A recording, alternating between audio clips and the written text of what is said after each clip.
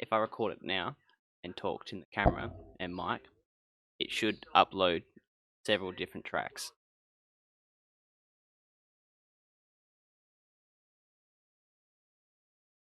Yeah, basically. Yeah, let me put your output's not coming through here. There you go. Your output's coming through now. But so when I talk. Yeah, when you talk. Apologies, guys. I actually doo-dooed this episode. Hopefully that you guys forgive me. Basically what happened was I was outputting to one audio track, but we were outputting to 6 audio tracks. So now we're stuck with a video that's 10 minutes long, and we've just missed 10 minutes of content. So I apologize about that. There's nothing we can do about that. But the next episode will actually be working properly, and hopefully that it won't doo-doo in our face this time. Yeah, I'll do that. And then that fixes it. And then because we'll be having more than one audio track come through, it will allow me to kind of sync them up. And then, like, if you're playing music in the background, I'll just cut that off. Yeah. Beautiful. Done? All right. Sorry about that, guys. There's a bit of a technical difficulty. We'll start again. Fixed. I mean, should we start again, or do Not we? fully. Do Basically, we just? Maybe Altari. Just a quick rundown. Just another quick rundown on what I do. Yeah. Yep. Right. Yeah, all good, because you'll have the recording from the so through anyway. Yeah. I would just say, if you guys want to hear that conversation prior, go to the I'll upload a clip to YouTube, and the YouTube audio recording should have all of this already. If you missed out, and also the podcast will have this as well. So sorry about that. That was we did something before the show and it broke the stream. That shouldn't have. Yeah, I don't know why it did that. That was interesting. Yeah, I think it mixes it to like a mono track. Yeah, it might be a Streamlabs OBS thing. Because I don't know what that would. Anyway. All right. So just to rehash what previously said, so I'm a data scientist. So I'm one of senior members of clinical research and trials group. Now, most of my job, basically, I deal with all the data relating to our studies and projects. Now, we collect information for all of our patients and our treatments and everything relating to specific projects and cross projects. Now, I sort of, I guess it's my job to figure out how we manage sort of capturing, integrating, and reporting and analyzing on that data. So what were we talking about before? We were just kind of having a quick conversation. Reagan knows about side of things. Somewhat of an biology, mostly evolution, but in that kind. But I was just asking. Evolutionary biologists. Yeah. But yeah, we were just kind of asking. I was about to ask Reagan if he had any. Altari, you were saying that there is a lack of people that have an interest and want to pursue the data science side of it. Yeah. So. Well, yeah. See, that's part of it. I mean, it's not an issue that isn't manageable, and it's realistically what the majority of data scientists do is work in whatever field that they're able to work in or are keen to work in. For me, that's healthcare, but that's because my background obviously is being molecular biomedical science and computational biology is specifically related to healthcare and biological sciences. So I think, including when I was a lab tech, I've been working in health since 2005. So, how old are you, man? You look young as. You look young. Are you taking like anti-aging medication? We were literally 6 years. No, there is a bit of a joke. I think in my Discord somewhere there's a joke about me being 150 years old and being a vampire, but we were literally old 7 years. Yikes. Well, it makes me feel last night we were playing Fortnite and we were making a joke about Shane Warne, his son's playing Fortnite and stuff, and someone's like, "Oh, hey, you and Saint are closer in age to Shane Warne than you are to the other people you're playing with." It's like, thanks. Oh my god, that's hilarious. Oof, big oof. Because he's 50, so. Yikes. Oh my god. How old are you? Okay, Calvin Harris. Mid-30s. No, David Guetta. David Guetta is 50. Isn't David that crazy? Guetta. You're mid-30s. You look like nothing over the age of like 29. Yeah, I would have guessed like 20. It's good. 28. It's good. Hey. Your kids, your kids are gonna like love you for that, and you're gonna be 60 years As old long and as look you like make you're them 40. wear sunscreen. Yeah. Yeah. I was gonna say to add to the conversation before. Shane wants it. Don't talk about Shane Wan's head like that. I was going to add to the conversation is that I think it's also down to the person. I'm a highly analytical person. I'm always being Oh my anal God, are attentive you? about everything. I'm picking up on little small details. Mm. So that's just how I am as a person. So I think maybe data science is the best spot. And I'm a curious person. I mean, it's kind of why I'm doing this podcast. You'll hear that all the time. So I think data science is a field that will flourish in because it's who I am as a person. Yeah, that's one. If people were like, oh, 3 words of 5, for sure, curious would be. Yeah. Think, like- Curiosity, and I think another, the best way I can describe it is like, I love solving problems. I Yeah. like figuring out weird Yeah, things. It's like, why? people why does want that to, happen? basically, Yeah. that why.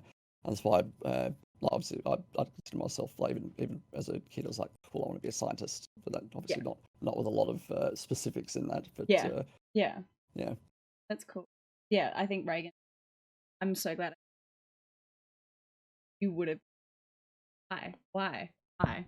Yeah, there's, Everything. I still am that white kid. Richard Feynman, who's a physicist. Probably, if you've done much in the way of physics, you know about Feynman diagrams. It's the guy with the same name. He has a great way of describing it, which is the pleasure of finding things out.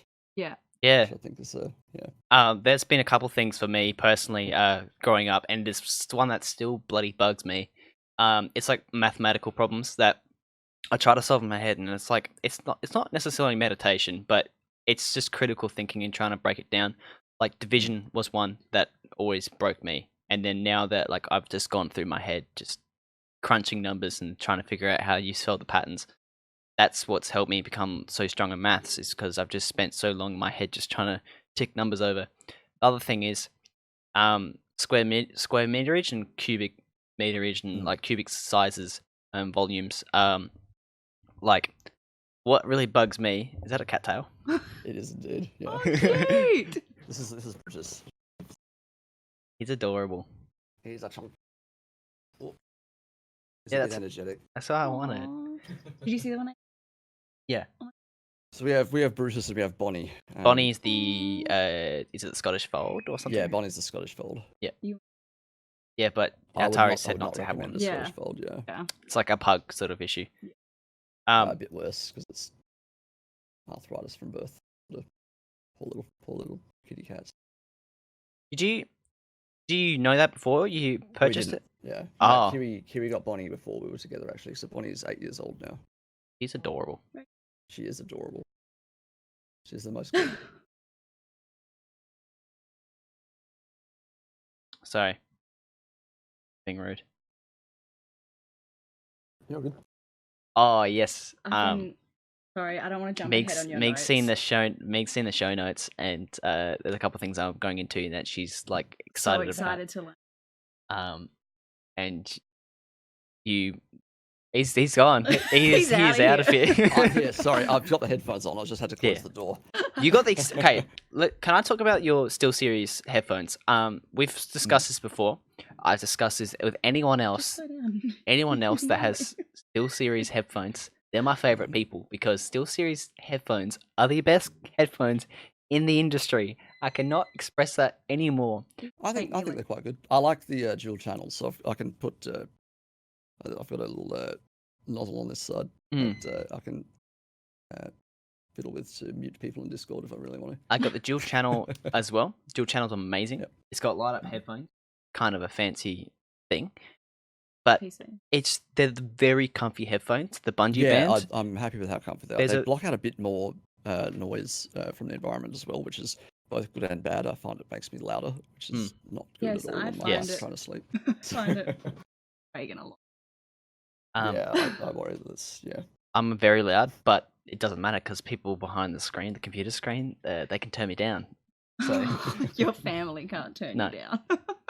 But yes, if I could, like, I would support these headphones to the end of the day, even if they didn't never endorse me. These are so amazing. I got the 5s. I want the 7s. Meg bought me I the bought 5s you those almost like 2 years ago. Yeah, and they are amazing, and they Good work for investment, Xbox I'd and say. stuff. Great investment, better than AirPods.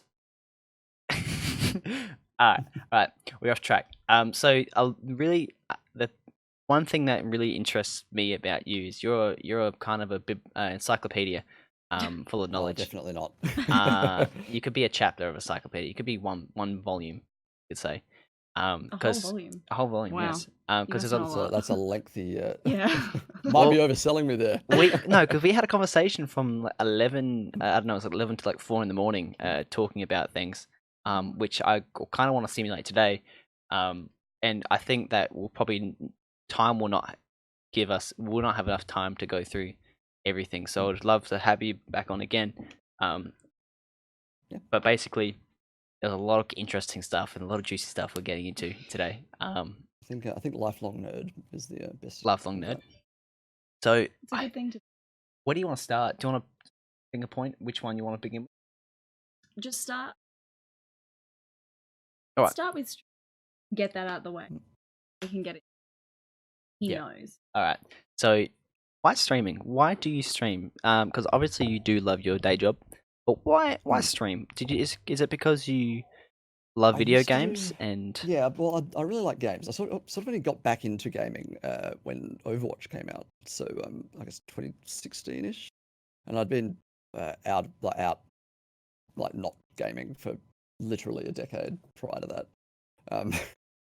So it was sort of like getting back into it. It was sort of like I wanted to, like have that something to do at home and sort of just chill and like mess around with and enjoy on my own time, I guess.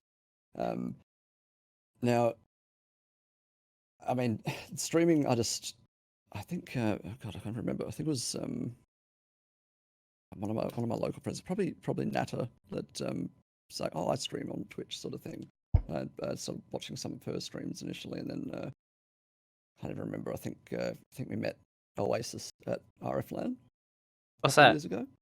RFLAN's the largest LAN party in the Southern Hemisphere. I gotta go to that. Yeah, it's here in Perth. I'll get here at rflan.org. So it's Red Flag Land Fest. I used to run a similar event up until about 2008 called WA LAN. That was a lot of fun to do. From about 2000, I was going to those back in like 2001. Oh my Hmm. goodness. Yeah. So is that why you have deep connections with everyone in this community? Because you know everyone for such a long time. You organize LAN events. Because you know everyone. You and I Sozo don't know everyone. everyone. What it Well, seems Sozo, like. I just Sozo I met, I think at PAX. I think we were talking to someone else, and he's like, "Hey, like fellow nerd." And I said, "Oh, we've got to meet up," and so we just did. Are you heading to PAX this year? Yeah, we'll be heading Oh, over to cool. PAX. I still need Regs to is Met a few going. organize. people at last PAX, including accommodation. Blanc, who's in your chat at the moment. Yes. Ooh. Exciting. Yeah, I still need to organize accommodation and flights. So fingers crossed. Yeah, no, we're He's got the sorting that PAX out. ticket, but got not my- the flights. I got my PAX ticket, just not my flight, which is the big yikes. Oh, Meg's out of frame. Yeah. What do you want me to do? Do you want to hear me or do you want to see me? Can someone please ship over a mic stand Just bump ASAP? up your just bump up the. It's going through. What So we is- can't individualize the mics. We can't like. You know what? Hold Oh, it, I but see, don't yeah. don't. No, I'm gonna try to fix this. Can I move that around? I don't know. You can probably hold it like a microphone. Oh, okay. You That can't- might end badly, but we'll see how we go. All right. How's that? If you hear rustling, please call out. Okay. Someone say if you hear rustling. Yeah. Going back to that. PAX. PAX. Yes, I'm excited. I've Yeah. never been to a convention before. I'm really No, excited. it's a really fun event. The So- closest thing you've been to was like the AO Summer Smash. yeah, But and that's not really the same. Can we just talk about how Altari is probably one of the oldest contestants in AO and still smashed it? You I didn't smash it. no, neither did I. Yeah. But you are like, okay, you surprised me. Like you're 35 and you're looking so young, but you're I'm not really. 35, but I'm You close said to mid 30s. that. Sorry, apologies. It's just Yeah. yeah. You're really good at Fortnite. Really I good wouldn't at say Fortnite. really good. I'm okay. Have at you it. seen your Like, there's other stats? people who are. I've seen your stats. The number of wins you have on Fortnite says you're a liar. I think you got 1,000 plus wins. That's more than me. I do. Most of them are squads though, so it's more than like, squads is a lot more fun I find than solo. Solo in particular is just, I mean, a large part of why I play, and I think this is why I like do a bit of streaming as well, is I like that interaction with other people while I'm Engaging, doing yeah. it. Can I just add, as a purely a viewer, I've streamed on your thing like maybe twice, 3 times.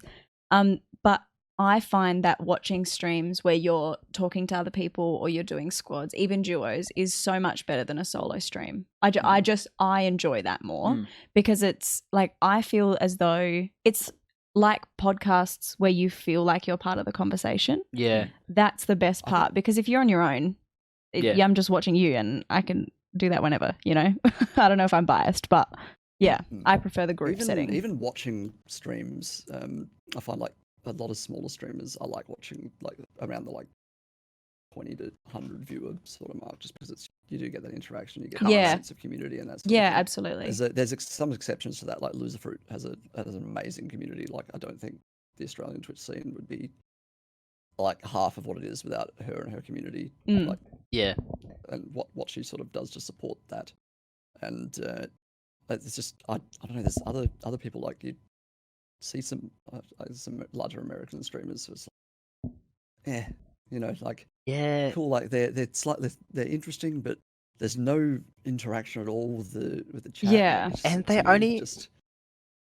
I mean, I understand the size of it, but they only interact with like donations, and even then, the donations like oh, thanks for this, bro. Like, I mean, it's kind of double-edged sword because the bigger you grow, the harder it is to interact. It obviously gets harder, and people have to pay for those interactions, and they don't get really technically their money worth out of like. I mean, there are exceptions for that. I mean, Mr. Fresh Asian, he's exploded, and he still manages to, like, if you write something in chat, he'll tend to, as long as he's not like, there's a lot of people in this chat that I think flood the same 3 questions over and over. But if you're someone that he knows or recognizes the name of, he definitely replies. Yeah, well, I would say like that's why I think streaming is good, because it's got that interaction. It's if you didn't care for that, or if you just wanted to watch someone do something, you'd watch YouTube videos of it. That's the way I feel anyway. And that's why, like, because we do YouTube, and so you just put something out there and then it's just there. But with streaming, you get that like instant feedback. You get that kind of interaction, and that's why I think even I've not been interested in doing YouTube. Because I don't find that so lonely. You do this for the community, yeah, I do that for like, it's like cool to have like I like sort of like giving back. It feels like I'm giving back more. Yeah, of course, streams and like having people enjoy the.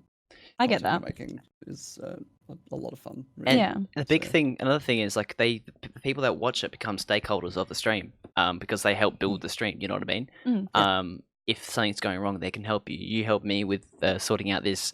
Like, it's a very collaborative effort, and that's one thing that I really strive to like have my my community and people around me is big. Have a collaboration and work together, because at the end of the day, like, you wouldn't be here if someone else didn't help you out at some stage. Yeah. And that can go down to like viewers watching you, or interacting with other viewers. Like, people talking to each other in chat is a huge thing for any streamer. If no one chatted with each other amongst chat, this would not be as successful as it is. That platform wouldn't exist. Bottom line, yeah, it wouldn't work. I think viewing it as it's not really an alternative to platforms like YouTube when you think about it. No, it's an entirely different game. Area, and I think Amazon, when they purchased, I guess it was then Justin TV, that was a really good choice in the way that they've approached. I mean, think about they get a 50% cut of every bloody dono and every all the bits, all the subs and everything. That's a 50% cut at like barring some exceptions, which are like, say, tier 2 and 3 subs for partnered streamers, sort of thing. Like, that's a massive amount of money that Amazon's pulling in. And I think as a business decision for them, that's that can't be sort of understated. They saw this opportunity to promote this platform and sort of generate income stream that supports a large number of people. I mean, you can see how many large streamers there are supported by. What did Ninja get? Like 200,000 subs a month or something? Oh my Yeah, goodness. Something and insane. And that's Amazon's taking a significant cut of that. Like I think it's a 30% cut at that rate. and That's still a lot of money. even if it's Twitch Prime, I mean, it's really weird how Twitch Prime works, because Twitch Prime, I think we had this discussion before. Twitch Prime subs give the streamer more money than a normal sub. So Amazon, I'm not sure. I it's think like 10-cent difference, I think. Yeah, I think it's a little bit. But It's a tiny amount, but if you divide that over, or multiply that over 200,000, that's a a lot. I mean, the partners are different altogether as well. But what I find so strange is that, which is really weird though. I mean, it's amazing because it's all fan funded until you become a partner, and even then, it's still fan funded.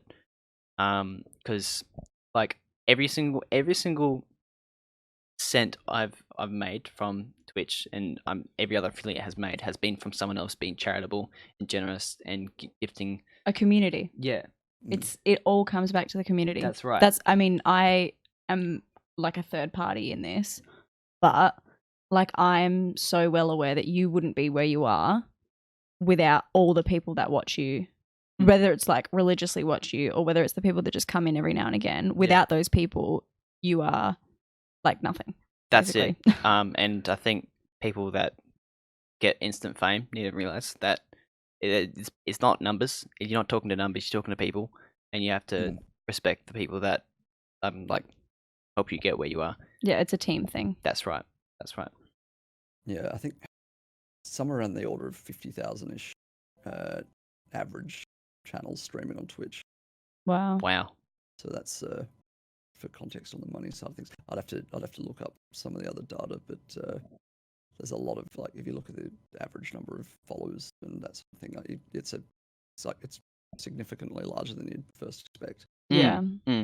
And I think what makes Twitch so good is that it's a first. Like, I suppose if your goal in life is to become an influencer, and that's like your thing, and even though it sounds like a bad goal, to be Twitch stream is probably the best step to start, because YouTube is trying to prevent people from growing careers. Yeah, I don't know. That's a hard question, I think. That's me making a stab in the dark, but it to me seems I the feel way like monetary for the time you put in YouTube's probably still better. Yeah, I would agree. Know, like, and unless you get that overnight I have growth. to look, but the problem with YouTube, like you're seeing such like orders of magnitude of people with tiny channels.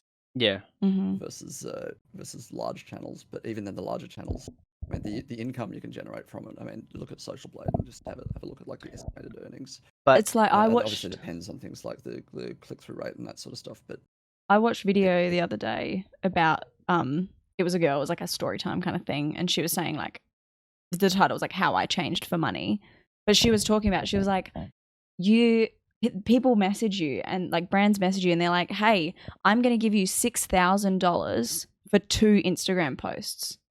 Like, how that is so. That's obviously like the big ones. ones. Yeah. Oh yeah. So I mean, she's got just around 1 million. She's just recently hit 1 million. Yeah, this is ridiculous. But like, which, I mean, yes, that's a lot of people, but like in the YouTube world, it's kind of middle ground. Yeah. So can you imagine what the people with 10, 16, 15, like 20 million people are earning? That's what I was like saying. $6,000 for 2 posts. That's so much money. That's what I was saying with Sozo the other day, is that like you're looking at people with 1 million subs on YouTube and they're driving around Land Rovers. I don't care about their tax. They're still driving around Land Rovers and saying that they get paid $6,000 for a thing. Then you compare it to like people with 10 million subs and whatever. Yeah. Like, it's not all about money. The bottom line is not about money. I mean, it's no. But but then if you look at, say, someone that's got, I don't know the best comparison, because I know that like subscribers are like followers on Twitch, right? Because like subscribing on YouTube is free, whereas and following on Twitch is free, but subscribing you have to pay for on Twitch, right? Yep. So if you have 1 million followers, I don't think you'd get that same opportunity on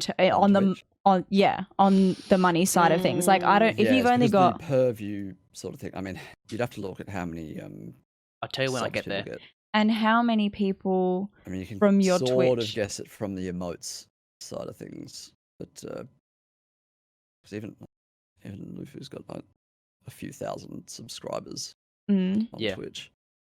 But how does that carry over? Like, if you've got 1 million followers, how many of those people are then looking at your Twitter, your Instagram, or any other channels that you've got? Because if somebody, like, brands pay I'm not the person to answer YouTubers, that. yeah, but people pay like YouTubers to do Instagram posts. They pay YouTubers to make Instagram stories about things and Snapchat stories about things, but that's not YouTube. Whereas with Twitch, I feel like But that's less common. That's an opportunity for advertising. That's yeah. advertising That's what that is, influence. yeah. Yes. And I can't. And it is work to Oh, absolutely. work up the Instagram and to work up the Twitter. Absolutely, and it that is. sort of thing. Yeah. That is work on top of streaming. Yeah. One of our close friends, Kate, is on Twitch. Kate with 1,000 A's. 5 A's. 5 A's, yeah. 5 A's. Kate with 5 A's. Yeah. It's not following her. Do recommend. She's a lovely girl. She puts a lot of effort into her Instagram, and it I think Kiri was just saying, like, I've said several times, like, that her Instagram game is on point, and it really is. Like, she is putting a lot of effort into it. You can really tell just by looking at it. I think, and the community response to it. Yeah. Once you're in this kind of space, I mean, we're like super, super small on YouTube and like and Instagram and all of that kind of stuff. And Regs is like pretty good on Twitch, but I have no concept of that. But like, even just coming from my perspective, you can see how much work you learn to appreciate that kind of thing a whole lot more.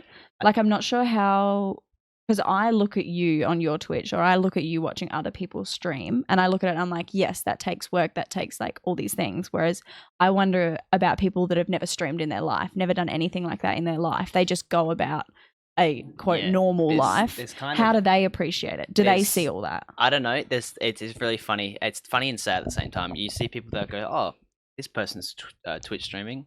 Someone donated him 10 bits. I could do that. And then they do it. And they do it for like a week. They don't get affiliated, and then they stop. And it's like we've discussed before, and it's a common theme that, like, you can't compare yourself to other people. And if you love streaming and you love playing games, do it. But if you're doing it for money, you're not gonna find that instant gratification, and you're going to stop doing it straight away. And that's I guess it sort of depends what you're wanting to get out of it. Like, I know I've got another friend who's got a channel that they don't even do anything for anymore. Like, they've just basically outsourced the editing and that sort of thing, and they just basically run it as a business. And that's one way to approach it if they're content doing that. But like, some people I know do, obviously, like, you have people that would go and want to say, well, I want to be famous, sort of thing. But whether like the internet is a good approach to doing that, I mean, Probably I guess not. I guess people have managed to do that. Yeah. I don't know. I don't really. I guess that comes back to what we were talking about, like right at the beginning, with like you doing the data science for something that you're genuinely interested in. Yeah. If you go into Twitch just wanting to get money, just wanting to get big, you're not going to go that far. You're like not going to enjoy it as much. Whereas if you go in being like, I love games, I love streaming, and I love the community, it's easy. It's going to be good for you, and it's going to be rewarding. It's exactly like the data stuff. If you care about what you're finding the data on, if you care about what you're researching into, it's going to be way easier to solve those problems, and you're going to feel much more rewarded when you solve the problem. Yeah, right? that's, I mean... Well, there's things that, I guess, if you're wanting to look at, say, if people wanting to get big on Twitch, for example, the biggest thing you can do is literally just stream as many hours as possible, because your followers per hour is going to, like, it might be half of someone who, like, I mean, I streamed, like, I think I last streamed a week ago, which is I feel really bad about, because I don't like leaving people to wait a week. But if I was wanting to farm followers or something, I'd just stream every single day. And that's not something that I personally enjoy. It's not sustainable. Streaming every day, and it's not something that I'd consider sustainable, and it's not something I'm not doing this to have a career streaming. It's just sort of a casual thing I do on the side, because I like that community aspect. I like I guess giving back as well, and sort of having that nice feeling from making people happy. Yeah, that's a big thing. That's for me. Like I've always told myself, like I've always wanted to be a part of community. I've always wanted to like be a friend with everyone. I mean, obviously I can't be friends with everyone because how can you be friends with billions of people? But like I've always, you could say, speak on my behalf and say that I'm a friendly person, a loyal person. So yeah, Rags will talk to anyone. He'll try to get along with anyone. and that's not me going, hey, I'm gonna get favors out of you, or No. you're gonna like give me a monetary There are benefit. people like that on Twitch. Oh, of Yeah, course. definitely. There's Definitely. people like that Like, everywhere. This damn fly. I'm not to Yeah. name names, but there's people that I've Yeah. very And much found a that would quite clout farmy. yeah, and that would destroy me because like if someone was to compare me like that, I'd cry. Because that's I mean, not people who I can am. misinterpret that sort of thing. Yeah. Like, it's just, and I guess once like you'd have bigger streamers who are more wary of that. I guess. Yeah. Of And are course. sort of concerned about people like only hanging around for that purpose. Yeah. But, Like I I've mean, I can known you. understand that. Like, Yeah. I've known you for 5 years now, right? And so that would put some sort of bias on me, of course. And obviously we're in a relationship, so I have a different opinion of you than what maybe someone who's just met you would have. But the thing that strikes me, how I can tell that you're very genuine about it, because like way back when, and I used to not be as involved in your streaming, I was like, yeah, okay, he's streaming, I don't know what's going on. But you would finish a stream and you'd have had a bad day or something, or you'd be upset, and you would talk to me about it, and you'd be like, I don't know, I feel really bad, like I was really angry on that stream, or like I was yelling and I was upset and I feel bad for that stream, I feel like I shouldn't have done that. And like I don't know, if people like actually were just trying to get things out of people, get favors out of people, they wouldn't come away from a stream and tell someone totally unrelated that like they felt bad for being rude or for being angry or for yelling, because they wouldn't care. They'd be like, whatever, people are still going to come back. Yeah, whereas they're just followers. Like they still follow me in the end of the whereas day. you like, I don't think people with that approach tend to end up doing terribly well because No. it's. no, I of course don't not. think, I don't think people recognise that people like. I mean, I'd use the example of the phrase clout farming, which people use, and just saying like, oh, if you wanted to farm followers, but that doesn't actually mean anything. Like No. having X number of followers is not. Yeah. I And mean, like you always come away from a stream as if you've just been hanging out with your friends for a couple of and hours. that's exactly what it is. And you're though. like, oh, you tell me like, oh, my stream was so good. Like this person was here and they donated this much and they were talking to me the whole time and it was so awesome and blah, blah, blah. And like, yeah, you're sad when the stream goes badly, not from a numbers point of view, but from like a perspective. If you're like, oh, I feel bad because I was losing, so I was upset. And like people don't want to watch that because I know that that's shitty. And I think that's how I can tell that you're very genuine about what you do and that it's you love the streaming and you love the community. Yeah. You don't love the idea of, I mean, of course you love the idea of making a lot of money from something, but you like that's not your main intent. Yeah. I mean, it's a byproduct as opposed to being the sole intent of the purpose of what I'm doing. That's really how I'm taking that same approach to podcasts, because I really love chatting with people, and this is a direct 1-to-1 mix here, so it's a 2-to-1. But it's trying to build relationships and become friends with people and have conversations with people because I'm curious. Yeah. I'm that sort of person. I mean, I'm not gonna ask you, but I'm that sort of person that would be there like, oh, how much do you make? Like, not out of like just completely shameless. I'm shameless. Like, it's not because like I'm trying to figure out. Yeah, just out of curiosity. Out of curiosity, and because, like I said before, it's like putting pieces in my head and like trying to make like crunch, like not algorithms, but like crunch different math problems in my head. Solve the problem. Yeah. Ask why. Yeah. For everything. Yeah. So, but I think the pleasure of finding things out. Yeah. Exactly. We like talked about this in the teaser episode for the podcast, but it's essentially what you wanted to do was like kind of bridge that gap. So like, Altari, your followers can now come and watch this and listen to this and get to know you, a different side of you than the one like that they just see on the stream. And that's that Twitch community is knowing people. People pop in like Boppy. Yeah. That's it. I did share the thing actually in my Discord. I don't know if I think Boppy's the only one who's popped in, but it's Hi, like Boppy, it's bridging that gap, and it's keeping and creating that community that you've already got on your stream. Yeah. And that's what you wanted to do. And I want to touch back on what Altari said before about like clout farming and like getting to know people just so you can like farm clout per se. Like that's very scary for my approach because I'm not a partnered streamer, so I can't be like, hey bro, I've got this podcast, wanna go on it? Like I need to make sure that I need to make sure that I approach it at a professional aspect and go, look, this technically could be a business interaction. You can, basically get free if you have the time. And I don't want it to be seen as a business interaction, but also you have to get something out of it. Like you wouldn't do it. Most people don't do it. The whole importance of the partner tick is another thing, I guess, on Twitch. Like someone almost a year ago now sort of actually offered me one because I'd helped out a group with some of their data for their team, and I sort of like I sort of turned that down because it felt a bit like not genuine, and I didn't really I didn't really find that to be. Can I just get a quick rundown on what that concept is? Because I don't understand Mr. that side of Altari, it. can I add before that? Yeah. It's not disingenuous at all. It's not disingenuous. It just seemed very loosely like. The thing is though, like you are. So what partnership means is the Twitch. Like you already know this, but I'm saying Twitch is partnered. They want to be affiliated with you. They want to be a business partner with you. It wasn't. It was more the organization that was offering. Yeah, but you know what I mean. Twitch, which was right, which this would have been my assumption, the second assumption. But that's still the same thing as they want to be business partners with. You're a genuine person. You're not gonna look a bit bad for the business. It might not.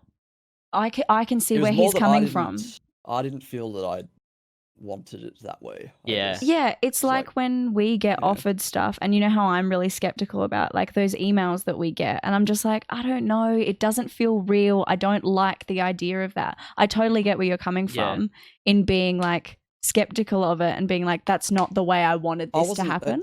It's someone I trust. Like, of course, yeah. Did it, but at the same time, it's like I don't know. I don't guess I don't care enough about tick against my name, and you don't feel right about it. At the same time, that tick against your name does matter because people view that as a mark of someone who's put effort. Made it. That's clout farming as fuck. Mm-hmm. Imagine going to like all the little streamers and just going, "Hey, bro," and you're like a verified. Some people have done that to me when I was like 200 followers. Loserfruit was saying she like turns off her tick and goes to the channels and like talks, and then people are like, "That's not the real one. Doesn't have the tick." And then she turns it on. She's like, "Oh, that was pretty entertaining." That's good. I like that. Yeah. I appreciate the partners that she was saying that on stream, which was. I appreciate the people that do that. Partners that want to be in there, not to clout farm, because you go just to be there. Like Kate was in Soza in the stream last week, and she turned hers off because I know who she was, but it's like. If she had that partner tick, people treat you differently. We have a sensible community, so I don't think that's gonna be a problem. But if you're in, say, a stream where, like, if you weren't a part of that community, then all of a sudden you don't know who that person is, and if that tick was on, you'd be like, "Hey, we've got a partner streamer in here," and then like it would just kind of turn what the stream was into a zoo, which I understand why professional and like good moral people do that, but some people just use that tick as clout farming. It's not no one in this community I've noticed, but like some people outside the community just go to streamers and just go, "Hey man, good stuff, keep it up," and then people just follow them for just being a partner. Yeah. Yeah, it's really weird to see the growth. What I want to do is collect data on like seeing the growth of like affiliated streamers that turn partner and seeing that huge like angle, like kind of gradient change of like their like if there really is something. Or if it's just like this idea that everyone's got in their head that happens. If you could actually like analyze that data and see all of that. I definitely think it must be like a F-wing like fighter. Like basically the growth just goes like the gradient just goes higher, steeper. I don't know. Is there like a social blade equivalent for Twitch? Yes, the social blade. You can use social blade for Twitch. I don't know these things. Collect the data, so it's Okay, so you could look at that. Okay. At the same time, I'm not sure. I know a lot of people who have gotten partner because they've done that sort of effortful push to get the 75 average, and they've like streamed again and again, trying to like, I guess, force their way through, and then they get burned out doing that, and they have to like pull back after getting partner. So that's certainly another thing that people have to deal with. So that's something that scares me about online creation. I mean, you might have like a good perspective of this because you have that like traditional 9 to 5 job as like a day job as well as the streaming, but it's like it's so easy to burn out in online creation. You can see that through everything, whereas in your day job it's like you can switch off more easily, I'd say. Sometimes. Yeah. But like Yeah. I had a period a few years ago where I was running a large project, and I had days where I literally went to work, worked overnight, and then worked the next day, then went home. And that was that's crazy. That was insane. That was probably 2013-ish. Yeah, wow. And that was but I mean, it definitely helped career-wise in the long term, because it solidified me as being able to like do all this work, I guess, and to I guess I don't like saying prove my worth, but it was very much it was very much something that you showed what did, you could do. I don't really regret doing it, but it's something I definitely wouldn't do again. You'd Like, wish you'd done there's it a lot of differently, effort maybe? I put in.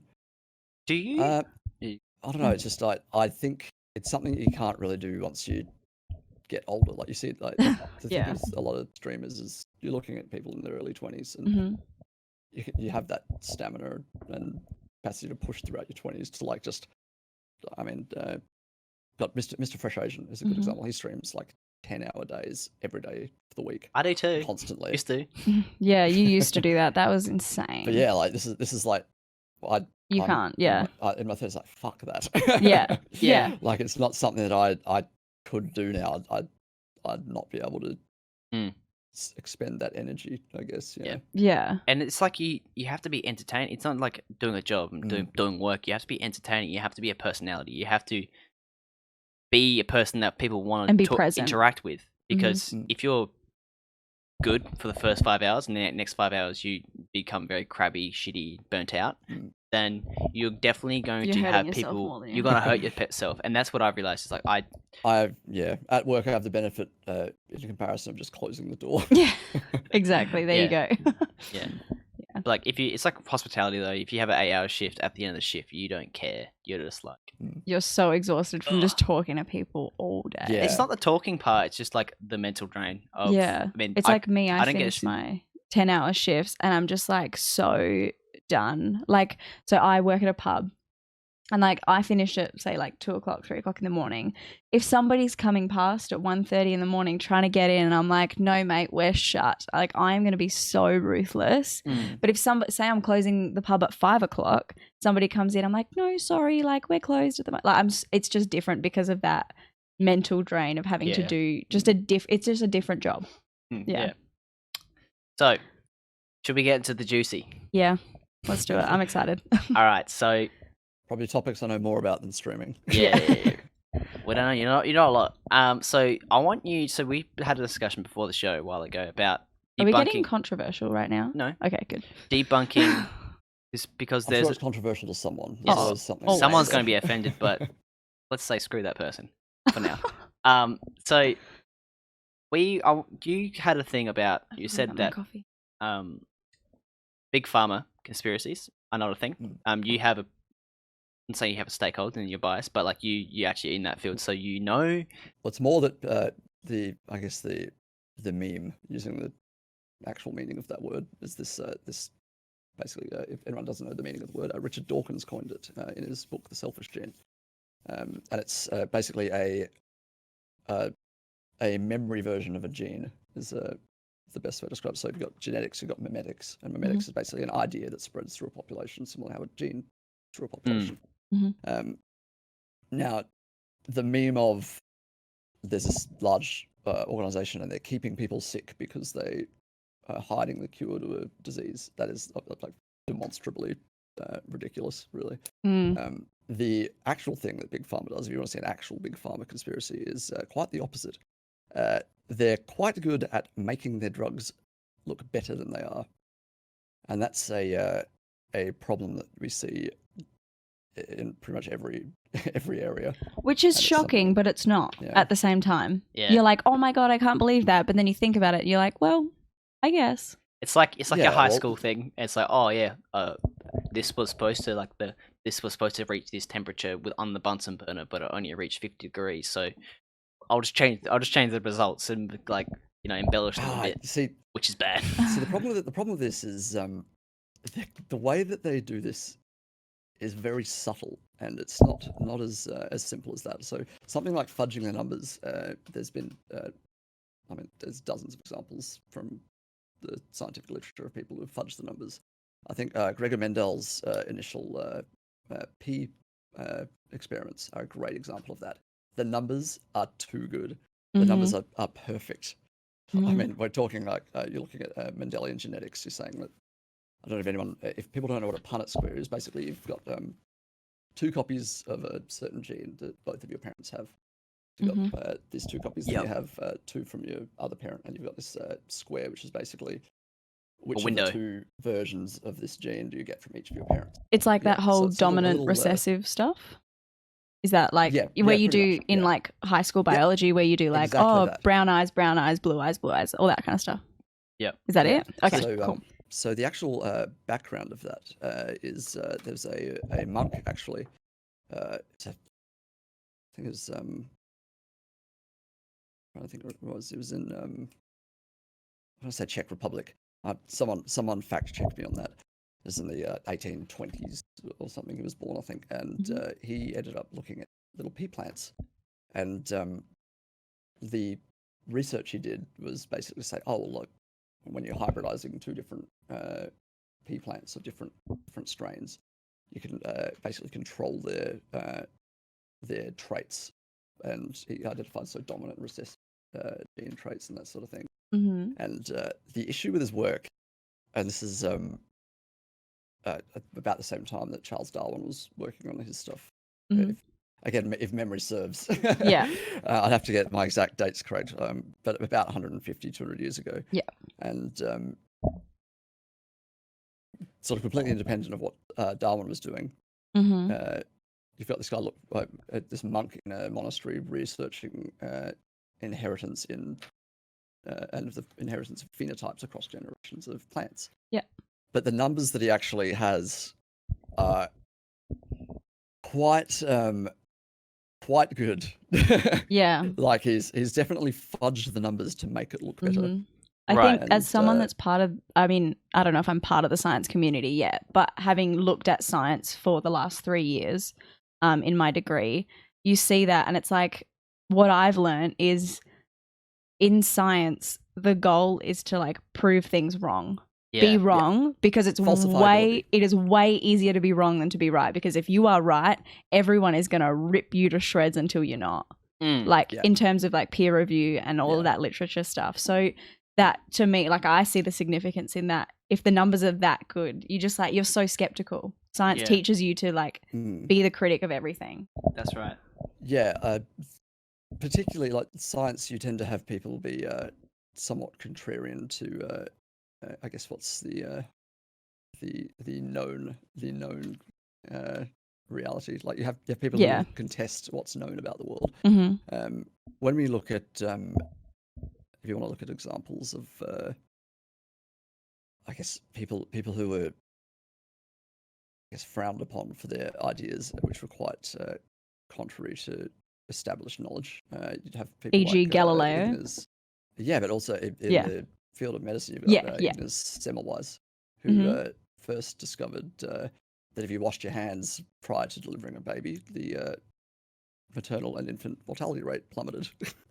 Who would have thought? He was like, this is the 1890s or so, but he was eventually committed to an asylum, and for something that we now view as common sense. Like you can transmit disease, and you should wash your hands before dealing with open wounds and that sort of thing. He got Yes. Submitted to an asylum by suggesting that you should wash your fucking hands. Yeah. Well, no, it was more that he was dismissed from the I can't remember the hospital in Vienna that he worked at, and then had a nervous breakdown and basically went a bit nutty.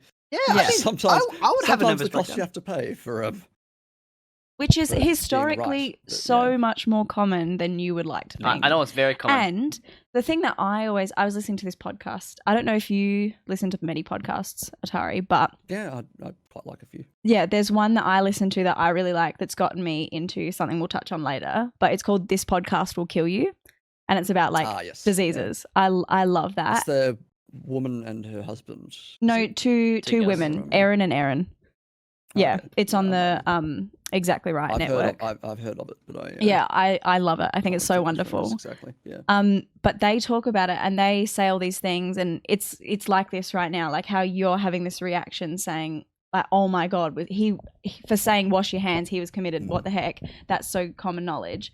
But then in this one episode, I think it was the yellow fever episode. But she was like, oh my God, that's so stupid. Like, of course. And then the other one, she was saying like, well, imagine even 10, 15 years from now, like we look at medical procedures from the 80s and we're like, how could you think that would work? How could you think that was okay? Yeah, and like, it just, imagine the things that we're going to know in 10 or 15 years time, and we're going to look back and being like, oh my God, we were so stupid. Everybody thought that this was right. Yeah. How does that happen? That blows my mind, is that this world is just changing so fast. I'm glad that no one gets. That's so scary. I mean, obviously, like, I kind of expect that, like, he gets missed as, but what freaks me out a lot is that people still don't wash their hands. Like, imagine this. I actually lose sleep at night, but imagine like the amount of hands you've shaken and touched about people that have like fecal hands. It makes me so sick. And whenever I touch anything, I don't go into it because the more What'll you go make into you it, more sick, which is again an interesting perspective and something we wouldn't have considered 20 years ago, is not having exposure to endemic viruses and bacteria. Because you end up with a whole host of autoimmune diseases. Yeah, it's like natural immunization. Your immune system needs yeah, doing something. definitely. To describe You it. definitely Needs need that. practice. But also, I don't know, like, will the world be worse off or better off if people wash their hands after doing a stinky poo? I think better off. I think better off, but there's certainly examples of. It's like telling your kids to play in the dirt. They've just got to do it. Yeah. But don't play with your poo. As long as they like, don't have geophagy, in which case.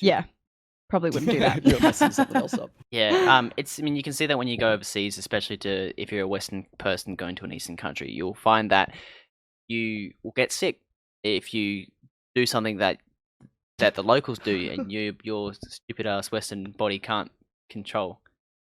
Don't play with your poo. Correct. We just had someone in chat saying, "Don't play with your poo." But yeah, like. Sorry, 1 second. Kira's right. just. Sorry, 1 sec. I can't believe that. Go play with your poo. I mean, he's not wrong, No, right?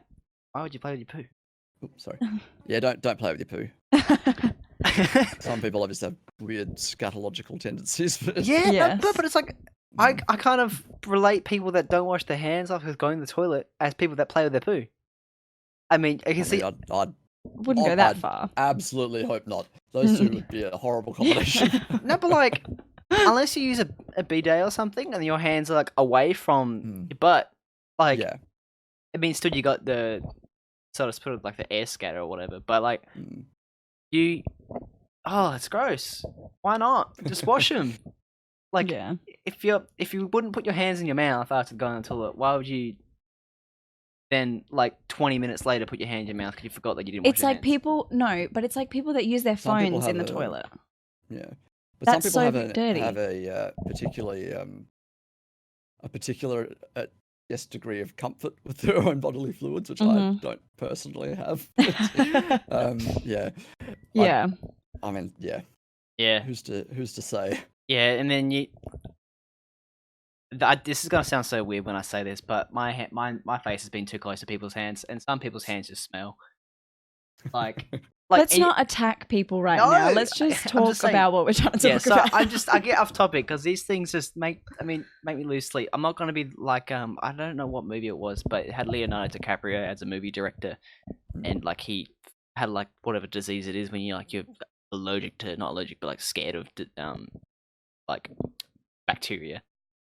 It's just like a germaphobe sort of thing. Yeah.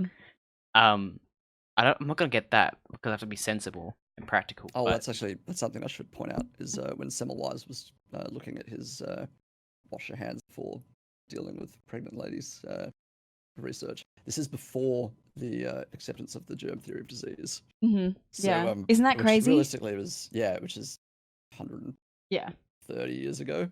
Mm. So back then, I think this is something that people basically like attributed to miasmas and like Yeah. bad smell transmitted disease, that sort of thing. Yeah. But yeah, it's just food cost. So it was quite an interesting good thing to consider that like someone's gone and said, hey, hang on, like if we've noticed this correlation between things, we don't understand why it works. We understand that it does, and it's only afterwards that Louis Pasteur's work sort of explains a lot of why washing your hands is a good thing. Yeah. That makes sense. That kind of touches on where we go into. We discussed, and I heard this somewhere else, is that like we don't know what aspirin does, but it works. Is that it was aspirin, wasn't it? It was like I think paracetamol. Is a really good example. Yeah. Aspirin, I'm not. Yeah, that must be the one. It's like we don't know what paracetamol does, but it just works. we have a vague sort of idea. So that I think it's you see a lot of non-steroidal anti-inflammatory drugs inhibit cyclooxygenases, and so COX enzymes is the way, but COX, cyclooxygenase, COX, and paracetamol doesn't really do that, but I'm not actually sure that we have a proper understanding of the pharmacokinetics and like exactly what's going on there versus I'm trying to think exactly what Ibuprofen. Ibuprofen does have a cyclooxygenase inhibitory effect. You know what doesn't work though? Cough medicine.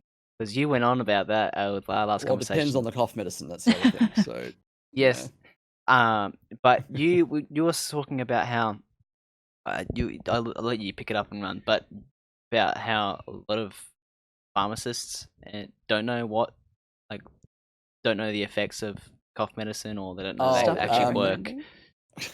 There's a lot of not just cough medicine. It's more that a lot of over-the-counter pharmaceuticals, things you can buy over the counter at pharmacies are not necessarily medicine. Yeah, is what I think needs pointing out there. Like, and I think I might have linked to a study where they asked a whole bunch.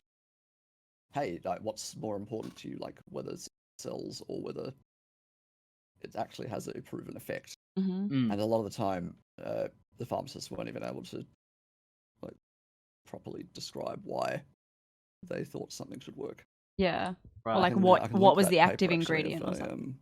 That'd be really cool. I'd read that. Yeah. It's just so scary. Like you have like, I mean, it's just not a pharmacist. I guess it's not their mandate. It's not what they're in that career to do. No. What to know what drug works? Well, not drug. You don't like the word drug, do you? What is the word that you prefer to use? Like, what do you mean? I'm fine with the word drug. I mean, no, but like referring to like medicine as drugs. Well, a pharmacological would be a pharmaceutical treatment. Yeah. So, yeah, that's So does that mean that not necessarily that the pharmacists don't know what they're doing, but they don't necessarily always know what they're prescribing to an exact. Well, they're not really. See, there's a bit of an issue with that. So people consider a medical doctor to be a good call for an example how to understand disease, evidence, and quality of evidence. But that's not something that we teach doctors necessarily, because we only have 6 years to train up a doctor. Yeah. That's 6 years in which we can teach them how to deal with patients and actually treat people, or in which we can teach them medical science and evidence and epidemiology. Yeah. And that's just not enough time really to do both. To do all that. Yeah. Yeah. Yeah. See, I don't. Yeah. Are you talking about like prescription stuff or just like stuff that you pull off the shelves? I've got the link. So okay. In in Okay. the chat there. So it's Cool. pharmacists' attitudes towards an evidence-based approach for over-the-counter medication. Okay. And I think one of the really interesting things about this is that a lot of them weren't even aware of what the Cochrane collaboration is. Right. And, which makes sense for pharmacists, but for anyone who works in medical science, it's like, oof. Yeah. So these are the people that do a lot of the large meta-analyses Mhm. and reviews of, say, thousands of other studies and collate that work and that data and try and figure out the real evidence behind a claim Yeah. from the medical literature, because there's thousands of papers of varying quality on a topic, for example, Mhm. and it's quite difficult sometimes to interpret that information and actually, I guess, tease out a real answer to a question you're trying to. Yeah. Yeah, it's the main thing. So if you look at the paper that I've just linked in the chat, the main thing they had as their concern was so that the safety was the primary concern when making decisions about over-the-counter medicines, and they lacked knowledge of evidence-based practice. Mhm. And they considered medicines which lack evidence of effectiveness to have an important role in self-care. Now, to me, as someone who works largely in providing evidence of Yeah. the efficacy of a treatment, Mhm. that drives me crazy. Yeah. Yeah. But that's more that I guess I'm aware of what a lack of evidence is, Mm. and a lack of evidence can often be an evidence of absence. Yes. Yeah. An absence Yeah. of evidence. Because I sent you a link I forgot the gentleman's name. I'd try to pull up Discord, but my Discord's locked to your screen. That's right. Yeah. If you look up our previous conversation, it was about the anti-aging and like resveratrol and looking at like how whether that actually works. Sinclair or Yeah, Sinclair. yeah.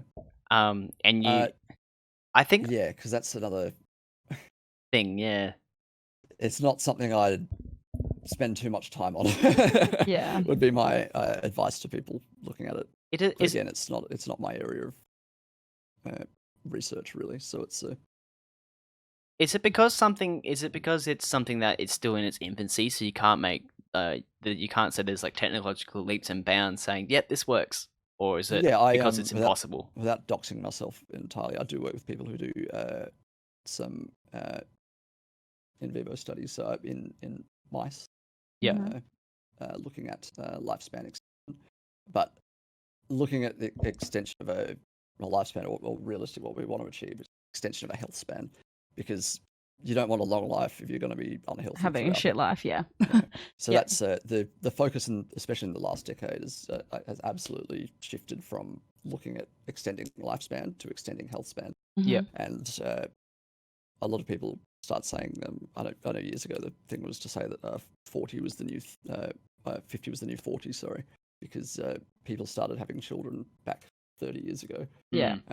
Started having children in their 30s instead of in their early 20s. Well, Which is a big thing now, for isn't baby it? boomers, yeah. Yeah. Nick's parents. yeah. Yeah, so my mum, I'm 20 and my older sister is 24, almost 25. And my mum had my sister when she was 40 and then had me at 44.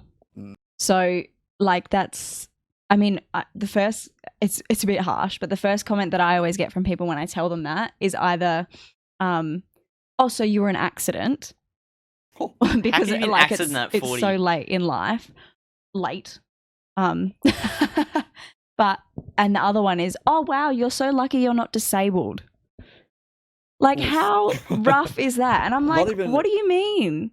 But so the thing there is Yeah. that has nothing to do with the age of your mother. See, what I've watched this video with my friend. If you're looking at like chromosomal abnormalities, Yeah, that that's scales not quite closely age. with paternal age rather than maternal age. Yeah, okay. Wait, so if your So- dad is 80 years old and then your mum's like, 20, yeah. you're You highly have likely a to have. large risk of chromosomal abnormalities. Yeah, right. Because a woman's eggs are Good created, until they're not. in utero, actually, when Yeah. she's in the womb. Mhm. But a man's sperm are not like. Yeah. It's like a lifelong gamete production.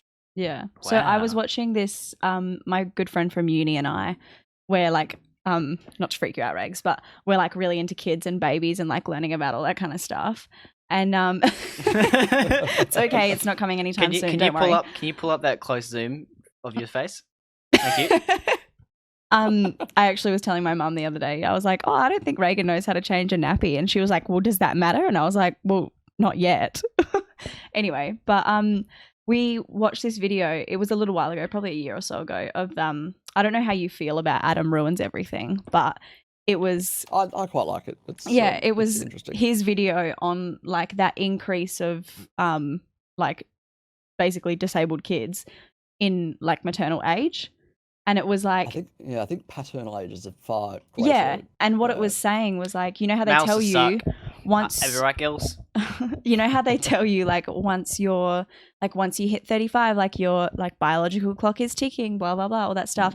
You're gonna have like double the risk of this and triple the risk of that. It goes from like 0.001 to like 0.002, but that's still So like double. That's what you were right? saying Like- about like conclusive information, like stupid stats, because you can bullshit stats. If something doubles, The way you say Well, it is different. The way you describe something can have a large effect. Yeah. on, Exactly. So you say double. someone's interpretation. Yeah. But that's not really bullshitting the stats. No, That's, it's not. It's just skewing the way. misrepresenting the Misrepresenting, results. yep. Yeah, and so like that's what this video was doing. It was just saying, it was like they tell you it doubles, and it absolutely does, but from a minuscule amount to a little bit less of Yeah. a minuscule amount, and that's what people don't know.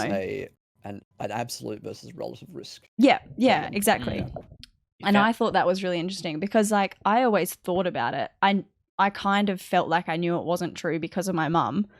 Like she had 2 extremely healthy babies and her pregnancy wasn't hard either time. She had like gestational diabetes, See- but people at like 22 get that stuff. Like it's not a big deal. Yeah. Well, when you're looking at medical research and you're trying to interpret a result, the context of that result absolutely matters. Yeah, for And sure. I feel that a lot of reporting on medical research, Doesn't do it justice.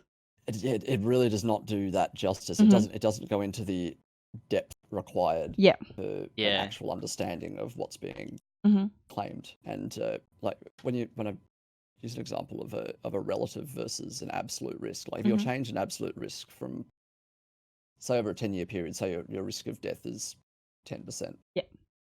And you have an increase in that risk of death by riding a motorcycle to 20%. Mhm. That's a significant change. Yeah. That's something that will affect your life.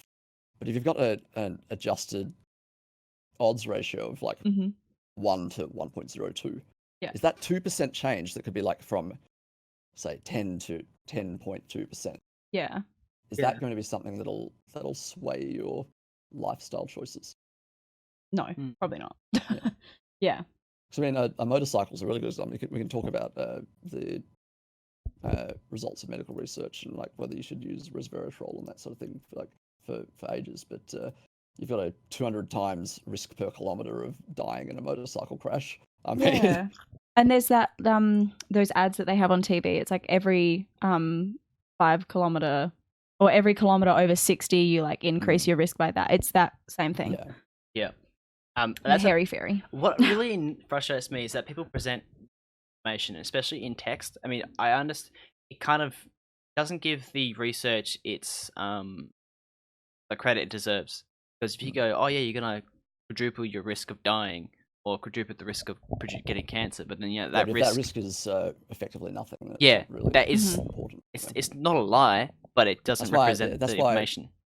An understanding of the relative and absolute risk is definitely something that people should consider when reporting this information at the very least, because you're dealing with things like when we use the example of resveratrol, like is the effect of that going to be significant? Yeah. Perhaps statistically, yes, but significant to a degree that someone should alter their lifestyle in order to approach using it and say managing their life and their diet and everything that's surrounding a treatment. Yeah. That's a completely different question. Yeah. So it's Is there anything you do believe in terms of anti-aging? Can I keep this I mean, I'm hairline gonna say that I stayed did where not it is? believe in resveratrol. I mean, there's obviously How do you small find that effect. stuff?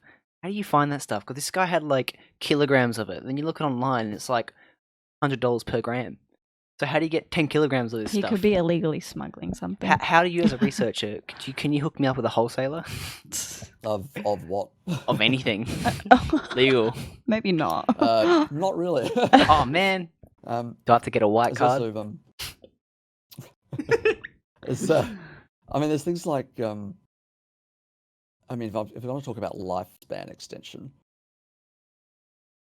one way that's proven in most mammals, and I believe even primates, is a massive caloric restriction. But Right. Why not would a you do massive that? caloric restriction, because you can extend your lifespan by about a third. Yeah, but you could live a better life by eating But- more.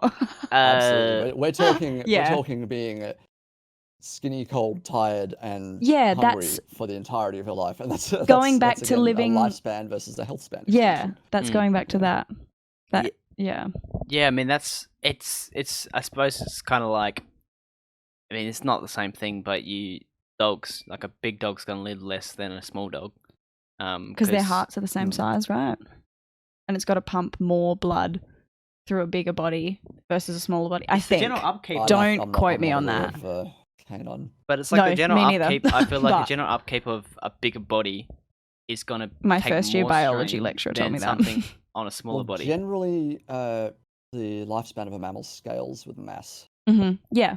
Yeah. So why does a So dog? a smaller mammal will have a shorter lifespan generally, but I'm not entirely sure on Bloody why dogs, you there's a- broke it. But what about It's probably due to them all being a single species and being a horribly Yes. Really diverse. misbred. Yeah. Mhm. I suppose that's There's a really good publication in it was the medical journal the Journal of Medical Ethics. It's Mhm. like talking about at least 10 years ago now, and it was it's like the parable of the dragon tyrant, I think is the name of it. I'd have to Okay, look it up. yeah. But it's basically a story about Mhm. a dragon that comes and attacks a town, and the dragon basically says, "Okay, I want all of your oldest, and I want this X number of people, X percentage of your population. I want them fed to me every year on this date. I want you to like send them to me. And Right. I want to be able to eat them." And the dragon grows over time as the population of the village grows, Mhm. and they send all the sick, all the elderly to the dragon to be effectively Yeah. just be the tributes to the dragon. Is this natural give them all to selection? people that don't wash their hands. Well, no, it's meant Unnatural to selection. it's meant to be an example of how we approach aging and death Yeah. and mortality. Mhm. Because realistically, mortality is a problem we haven't solved. Is it a problem? Well, Oh, that's okay. That's the All argument right. of the parable. All No, right, see, Hitler. that's what. No. See, I really like population dynamics, and that's really my interest. And I love where like people meet the environment. And I would describe myself as an environmentalist. I think that this earth is way more important than like my life or yours. I and- honestly say that boat has sailed. Yeah, no, We're, yeah, absolutely. We're at a point environmentally at the moment. You- where I think There's I think almost I'd no best going describe back. It as we're fucked. Yeah, You no, scared absolutely. me, Altari, when you were like, should I say this? Basically, you're like, unless It's a problem we needed to solve 50 Unless- years ago. unless- Yeah, if absolutely. we right now stopped emissions completely, Mhm. entirely, like, and went to some magical renewable with Yeah. 100% carbon neutrality, Yeah, we'd still be feeling the effects of yes, CO2 because there's built up that over the time last lag. 40 years. Yeah, there's that So lag we're of it. currently dealing with the early 80s Mhm. CO2 levels. Yeah, absolutely. So, yeah. well, you're lying. You're getting paid off by Oh getting my paid off God. by environmentalist like lithium battery companies to sell more lithium. Do you want to Liar. know what my favorite argument against like conspiracy theory stuff is? I read this thing. It was like a Reddit post or Cole's something. friendly. Cole's good. But what? Okay, Joking. Scott Morrison. Yeah, that's a joke. But it was this post where it was this lady who had come in and she was an anti-vaxxer. I don't know how you feel about that. I can imagine how you feel about that. Quite but strongly. yes. Strongly Me for too. anti-vaxxers. Oh yeah, go anti-vaxxers. We love them. That'll save our population. Bring back the measles, I say. But then that anyway, brings back the Um, environmentalist. That brings back the Just for environmentalist context, thing. the measles absolutely killed people. yeah. Yep. Anyway, And but people need to consider that. this woman, she had this anti-vaxxer who came in. She was like a nurse's assistant or something. Mm. And she had this anti-vaxxer mum that came in and was like, I don't want my child to have that, blah, blah, blah. Like, it was quite clearly an American-based thing because of her rebuttal. But this lady was kind of going crazy about, like, I don't want my baby to have, like, these vaccines. I think it's going to be bad. And so the nurse's assistant, being, like, educated in all of this, was like, oh, my God. And then, so she turns around and she's like, what if that's just China feeding you that information because they want to weaken our population? Like, what then? And the lady was like, oh my God, give me the vaccines. Do it right now. That's hilarious. And this woman was like, look, it was the biggest bullshit I've ever talked in my life, but man, it worked for the good. Yeah, this whole And China I think thing that's is funny. absolutely crock of crap. Like, I would say if you don't think China, similar to what Russia's done in the US, if you don't think China's doing that to our media, you are mistaken. Yeah. Oh no! But listen here though. Listen here. So this whole like they're going, oh, China's the enemy, whatever. And then like how Clive Palmer was like, China, we want to make Australia great. We don't want China to like invest in our businesses. His sole his primary business partner, his primary business partner is literally the Chinese government. So how can he have the like? What narrative's going on for this guy that's like, don't let the Chinese invest in Australia, but his primary partner is the Chinese government? But yeah. What? Anyway, going back to what I was saying a little while ago about population is like, I feel having done a fair bit of not research, but like learnt a lot about total fertility rates and the importance of education in terms of population management and all of that kind of stuff. Mm-hmm. I really think that that's important, and I think we need to keep track of who is dying, and people need to keep dying for anything to have a chance. Because like, imagine if we live longer and we have more kids, and then this, like, I don't know how to explain it better than that, but that just really scares me. Yeah, I do understand like the environmental concerns of that. Yeah. Like, and that's my there's background. A massive implication to Yeah. how we treat the planet. I think at the moment for everyone to have a lifestyle that we have here in Australia, we need about 3 Earths. Yeah. Yes, I have this quiz that I did in first year, and I think it's really fun, and I think everybody should do it that's listening. But it's like your ecological footprint quiz, and you do this little activity. Basically, it's all animated and everything, so it looks all fun and games. But you put in like how much meat you eat per week, where you get your food from, takes a lot of. how far you travel, what you travel with, all of that kind of stuff. And it calculates it all, and it gives you your Earth overshoot day, which is like when you would have killed the Earth by living. And then it also gives you how many yeah, it gives you how many planets or how many Earths it would take. And that sort of thing. It's, yes. So like I did it in first year. That was back when I ate meat, and I was 2.5 Earths. And now I don't eat meat wherever possible. There's some anyway. That's on my things I absolutely should switch to. But Yeah, I like it feels tough until you do it, but I promise you vegetarian food is delicious. Vegan's kind of for me the step of the line. And also I now catch the bus to uni instead of driving. I drive to work, but for the most part, when I drive apart from that, it's with other people, which does make a difference, like carpooling and all that kind of stuff. It cuts your emission per and I person don't by fly half. very often. That makes a big impact. But yeah, I would really recommend doing that little quiz. We'll link it in the show notes for anybody that's listening on the podcast, and we'll try to find it for the chat in a second. But yeah. That's a big thing. It's like, so like discussing meat. I mean, the water consumption is one thing, but like I think to grow a kilo of meat, it's like 16 to 18,000 liters of water for 1 kilogram of meat, and that's I mean, I don't know whether doesn't even taste how that accurate good. those studies are, but it's like if you it does taste good though. But there's alternatives coming in. So that's lab-grown meats are reminds me of a stock I've got to look at. and then like the other thing if you is want to like, invest in something now, I'd say lab-grown meat might be a good one. And that's the thing for me is that like if you don't eat meat every meal every night, you got to save a hell of a lot of money because meat's not cheap. And like that footprint thing you're talking about, like it's gonna drop, and then like everything in general. But I just don't understand. We're really gonna see, which is far more depressing to consider is we're going to have a situation where by 2050 we're effectively going to have a third of the world's population living in environments where you're going to be seeing 50-degree days. And and the thing is, and you're gonna that's unlivable. We're talking like heat stroke in the shade after 6 hours sort of temperatures. And so you're going to have a migration of 2 billion people to where? Russia, Mars. Well, we had 10 million people try to migrate from Syria due to a number of issues, and consider the geopolitical fallout from that. Like the result of the changes to the environment are going to be mass murders at borders of countries that aren't affected by it. That's the depressing reality that'll be occurring in our lifetimes, and that terrifies me. Like that's depressing. Just quickly to pop it in, I've just put that link in the chat for anybody that's listening live. Yeah. And like you see that, it scares me as well. It's like if you look at that, the environmental issues as well, and like trying to figure that stuff out. Like you get 50-degree days, and then animals and everything that's outside of 50-degree days will get decimated.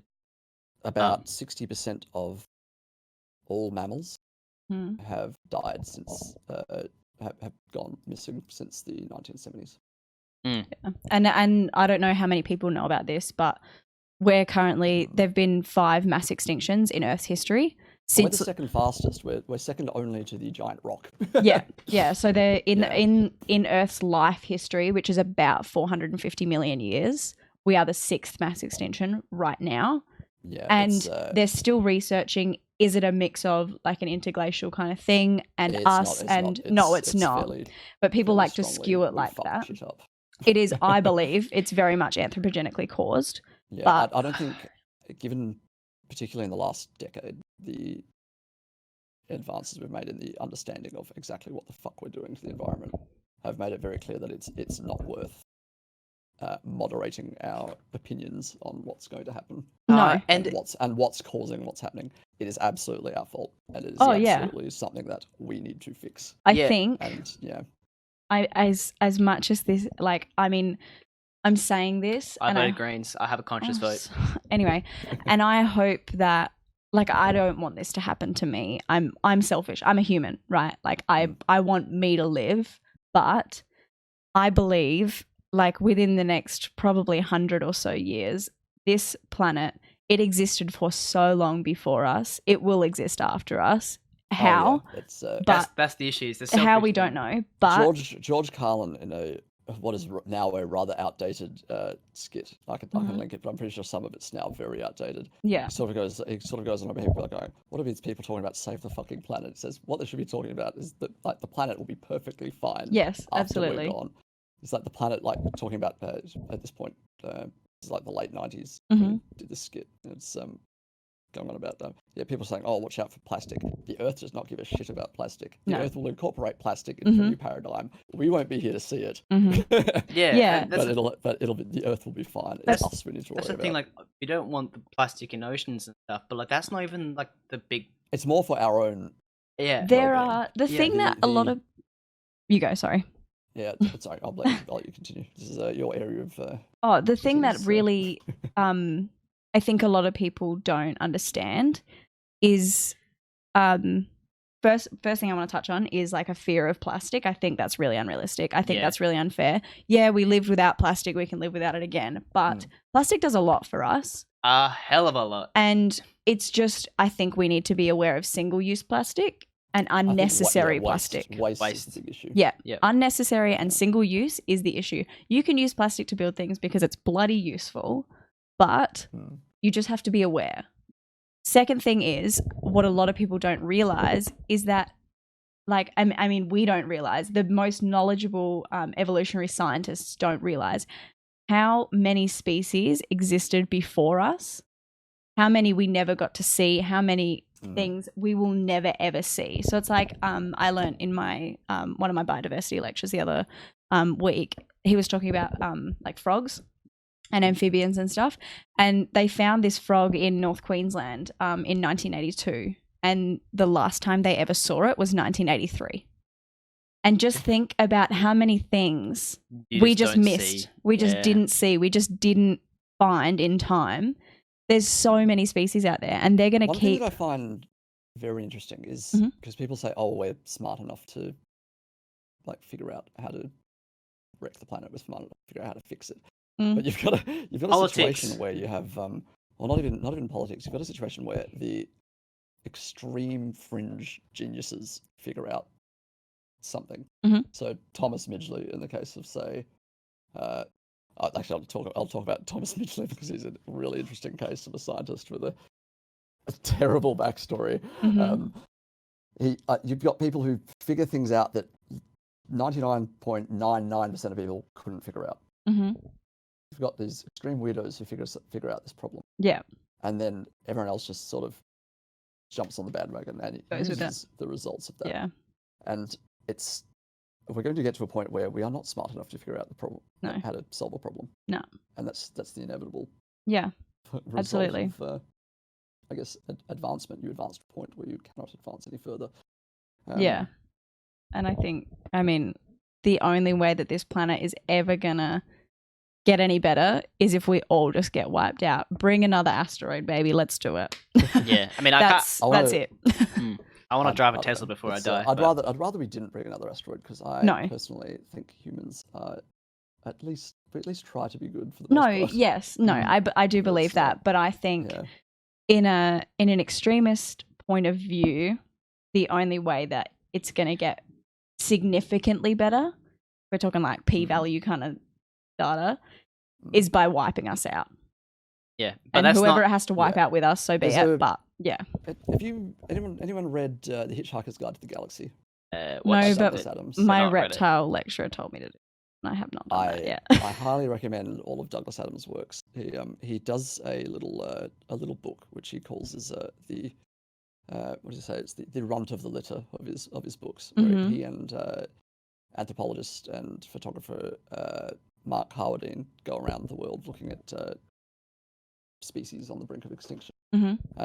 The book's called Last Chance to See, so if anyone does have an opportunity to go see it, Mhm. I do recommend grabbing the book. Mhm.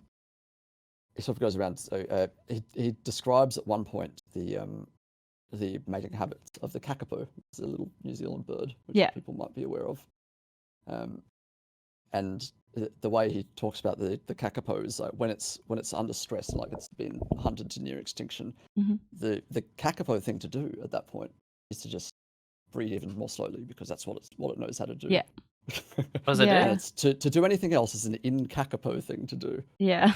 And by comparison, what we've evolved to do and what our brains have sort of developed around is this idea of grabbing our environment and manipulating it to do what we want it to do. Mhm. Yeah. Mhm. And we're at a point now where this approach does not really benefit us.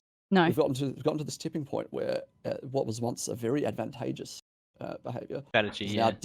now very disadvantageous. Yes. It's all about adaptation. Yeah. We've got to Yeah, learn how and, to adapt. I find that view of things like saying that just as the kakapo doesn't know to say breed more quickly to Yeah. save its species because Yeah. there's only 80 of them left, Mhm. we humans don't know how to stop using our environment and how to change Yeah. our approach to effectively just be We need a shock. We need aiding our something environment. Yeah. that makes us change.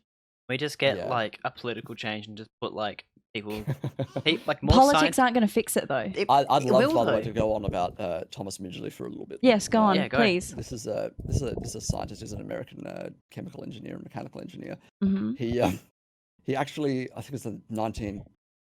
Actually, would have been during the First World War. He discovered that you can add tetraethyl leads to gasoline Okay. to prevent engines from knocking. If you know what an engine knocking Yeah. is, it's basically it overheats Yeah. and the mixture's too hot and it like rattles the pistons in the head of the engine. So he invented leaded gasoline, Oh yeah, right. which is one thing that's like, wow, that's not very good. But he did eventually realize, oh, whoops, this is not Bad a good idea. thing. Yeah. I mean, let me explain the degree of the problem. I think we've lowered the IQ of everyone born up until like the mid 90s by at least 10 points, just by the amount of lead we've pumped into the atmosphere due to this discovery. It's like locally we've got people in Port Pirie which had like lead when they were born, like people my age had like lead exposure when they were born, and we know that that's background lead. No. Anymore, because there's that much lead in the environment that we've pumped in there. Well, there you go. That so that was in I'm certain it was like 1915, 1916 that Thomas Midgley discovered tetraethyl leads and adding those to gasoline. Another awesome discovery he had, and this is the other big discovery he was known for, was chlorofluorocarbons. Oh, yes. What? Beautiful so the same CFCs. man who, developed CFCs. Oh, wonderful. When he This developed guy. Freon. Yeah. What's This guy. what's that? Can you explain that to me? Because I'm It's you know the hole in the ozone layer? Yeah, I know from that. that. Yeah. Which is something that we fixed. I want to point out. Yeah. These environmental problems are not problems that are avoidable. No. Back in the 90s, the big things were acid rain from emissions from industry and the hole in the ozone layer, both of which you don't hear about anymore because It's had gone. governments say, "Fuck this, we've got to actually fix these problems. We have to fix these problems, or we're dealing with like widespread issues." And people sort of rallied around fixing the problems and spending the money to fix these problems. Admittedly, climate change is several orders of magnitude harder to fix in that our entire economy is based around fucking things up in the atmosphere. I disagree, though. emitting I carbons. absolutely disagree because there's such thing as a triple bottom line, and it's just the only problem is like there's some technologies that need to be the cost benefit to the business. Yeah, we don't have the technology at the moment to transfer there to are an heaps, though. entirely What about carbon What about renewable energies by putting dams I think and stuff like the that? energy return on investment is a bit of an issue with renewables still. Solar's getting that shitload better, but what we really should have done is in the 80s moved almost entirely to nuclear, but we misused nuclear in the 40s, and people are still worried about that. So and that's a problem. It's, I think there's a 30% return on fission energy or something like that. I don't know the coal return, but fission energy basically, except for the vapor, isn't it pretty much just neutral in terms of? I'm not entirely sure. I want to point out one other thing about Thomas Midgley is how he died, which was. Tell me it was by lead poisoning. I think it was no, it was even worse. He developed polio and wonderful. was quite disabled from polio, which is again another disease we've mostly vaccinated out now, so we don't have to deal with. Yes. For now. Because he's an engineer, he developed this sort of system of like pulleys and things to get himself out of bed and around the house. Yeah.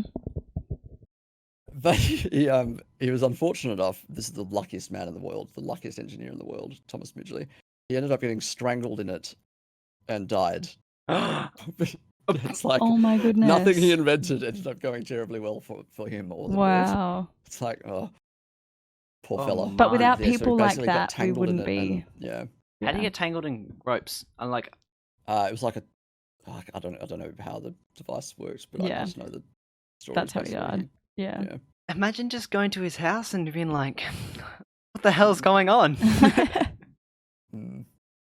But yeah, that's scary. To think that like, imagine so scary. Like there's know that your current invention is just destroying lives.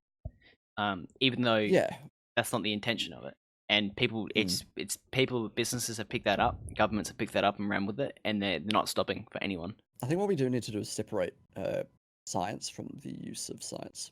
Yes. Yeah, absolutely. Because a scientific discovery in and of itself is not ethical or unethical. It's how we apply our knowledge that makes sense. And it's the communication of the science that changes things. Yes. Like our understanding of genetics has been misused in the past. Yeah. And that's because people were fond of eugenics in the 1930s. Doesn't mean that anything related to genetics is bad. Yeah. And I think that distinction does have to be made. Yes, that's right. So only you anti-vaxxers can help polio be great again. Oh my god. I mean, make polio great again. Yeah. I mean, Lordy. Yeah. It's just really just disturbing to know that there's some diseases that were basically wiped out that are only human. What are the words? Only disease. Yeah. But like say measles, for example, I'm like no other animal carries measles from the knowledge of the science field. Yeah, not that I'm aware. Like, it's just measles is human only, but the fact that it still exists because people like don't vaccinate or can't vaccinate, and then they choose not to. Something that gets me that's still, I mean, like, I'm so young. I have no concept of time or the world or anything. But like my dad had measles, and his dad just did like I had rubella when I was a baby. Wow. Yeah. Which you get vaccinated from the MMR vaccine, which is the measles. Yeah. Which you do need a top up mumps for and rubella. usually. And Yeah. about 10% of people don't seroconvert to the MMR vaccine, Mhm. so get your serology done afterwards. I found out I don't seroconvert terribly well to it. Wow. Interesting. Which means Yeah. that everyone else around you needs to have that Means vaccination. I rely on herd immunity. Herd I immunity. rely on the fact that I don't friend. encounter anyone else that Yeah. has Yeah. the virus in order to protect me from it. Yeah. Yeah. So yeah, my dad had measles, and then his sister, my auntie, had measles as well. And his dad, my pop, who I unfortunately never met, he just didn't have that immunity. Every time, like my dad says, because he got it when he was quite young. Yeah. My dad's 65 now, but he had it, I think, before age 10. And he said, all I remember about measles is that every time someone got measles, Dad got it worse. Every time I got measles, it was bad. I was uncomfortable. I was itchy. But my dad, it was just awful. And he said that's all he His father remembers. kept getting it. Yeah, Mm. yeah. So every time somebody in the family had it, so that he had it, his mum had it, and then his sister had it, every time his dad would get it again. And he just, that's what stuck with him. I mean, he had it and he experienced it. Or an immune deficiency? Then? I don't know. That's- Yeah, I mean, you get I'm that. unaware. You get that with measles. Yes, yeah, that's part of well, measles. Well, yeah, but it's Um, more that you tend to have a pretty strong immune response to measles. yeah, but yeah, I don't know, and that's what my dad. That I found that really interesting because I listened to this this podcast will kill you episode about measles, and that's how I learnt about it. Because I've never done anything to do with like epidemiology, but Yeah. it like that's where they were telling, like when my dad told me that, I was just like, wow, in my dad's lifetime, it was still such a prevalent thing. It was still so.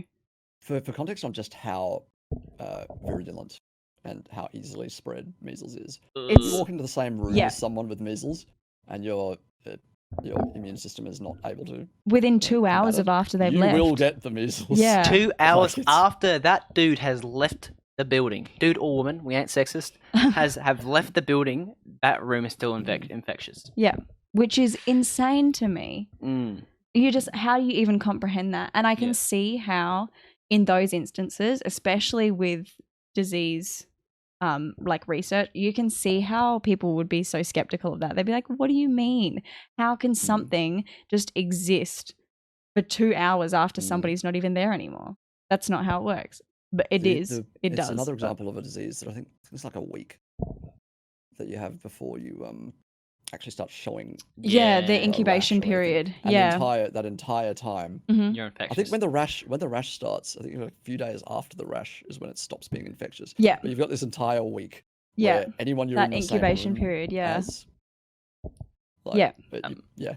I think it's scary that like people still are like choosing, I don't know why, but like to be anti-vax. But They- like People don't have any context. As They to don't what the disease understand. actually so they need to is. learn about what happened in Fiji with measles, because measles is just a strong case to say that you should vax, but basically it wiped out half of Fiji Mhm. because of measles. So, you know, there's proof in the pudding. I mean, if you look up measles in Fiji, I think the population was 100 and something thousand, and a diplomat went from Fiji to Australia, caught it from some gross Aussie person that had measles. Some entitled middle class white he- person that thought need to be. Yeah, Anyway, so sorry. he didn't show any signs, but was transmitting all the diseases to his cabinet, like everyone else that was going on that like tour, diplomatic tour with. Came back, got sick, and then him and everyone else got sick, and everyone else that like saw him got sick, and then the virality of what you're saying, basically spread across Fiji. And because Fiji was a new disease to it's because measles was a new disease to Fiji, Nobody had that There was immunity. an absolute no immunity to that. So Oops. yeah, you've disappeared. So there's no immunity to that disease, Yeah. which means that Did that fix it? yep, Yeah. that's fixed. Sorry. So yeah, it's That's just just like scary. you need to look that up. Definitely look up. Yeah. You have to if because people if they're not Was it Fiji? yeah. If Yeah, you I'll listen to look. this podcast will kill you, measles episode, this will kind of sell you that you probably should vaccinate. What I love about that podcast, not to be like, we're not sponsored, I swear, but like, I love it so much because I have a very basic understanding of biology, and a lot of the words that they use I've heard before, and I have a kind of an understanding of it. But Rags and I have listened, and he doesn't have as much of a knowledge as I do. But in their first couple of episodes, they've got like every word that they're going to use. So like virulence, I can't say that without an American accent because they say it with that. I've never heard it in any other context. And like You got it right anyway. Yeah. Beautiful. And then like endemic, what's an epidemic, what's a pandemic? They explain all of those terms before they explain things. And then what I love even more as a science student is that at the end they list their references. They give you all the things that they used so that you can go and look into it. Yeah. And I think that they explain it in a way that it's scientific enough that we can see, like we can understand it, and you can see that it is really proven, but it's in enough like layman's terms that you can understand it even if you have no idea or no context beforehand. I'm sorry to break conversation, but Aces came in, you beautiful bastard, with a tier 3 sub Hey, Aces. and 1,000 biddies. I appreciate that. Thank you so Aw, much. that's so You're an nice. absolute gem. Aces. Just quickly, Neo's popped in the chat and said he talked about the hepatitis A in frozen berries in Oh, America, that was big. which is scary. And then he's also said there's a very real threat of bubonic plague being released from the Siberian permafrost. I've just I think listened. More worried about other things in the permafrost. Yes. Things we don't know anything about. Yes. What, the animals coming to But, life. I just recently listened to this podcast. He has 2 episodes on the plague, and I didn't realize because in Year 9 history, at least where I studied, they tell you about the bubonic plague and I mean, like, because Black bubonic Death. plague is still in the environment. Yes, Like, it's yeah. still And in- there's like, that- people that still get it today. It's not- Wait, what? Bioterrorism, yeah. Yeah. There's that like bioterrorism threat that's so Yersinia- scary. Yersinia pestis is Yeah. the bacteria. Yeah. And what I didn't know was that there are 3 different types, I think, 2 or 3 different types of plague that are all like in the same kind of family. The bubonic plague is the one that shows up, but then there's like a pneumonic plague as well, and that is like so deadly. And that's, I think it's, I could be so wrong with these numbers, but I know it's really high. It's like a 50 to 70% death rate if you're infected. I think the bubonic plague is like 10%. I'd have to. Yeah, it's something around less than 30, I'm pretty sure. So like even though everybody knows about the bubonic plague, it's like, but yeah, and then the pneumonic plague is even, it's so much worse, and it doesn't show up as much. And yeah, I don't know. I just find that Didn't so they- crazy. Didn't they say that that measles was a big contributor to the plague and other deadly diseases like the Spanish flu, but like other diseases because it made people immunosuppressant? Susceptible, Yeah. Yeah. So I can see that. I've inadvertently, it makes like it's a big killer It adds because that it may risk. not kill you the first time, but the subsequent long-term Infections, effects will make you prone to Mhm. big diseases. Mhm. If you guys don't know, I think the correct word is immunosuppressant. Is that the right word? Yes. Yeah.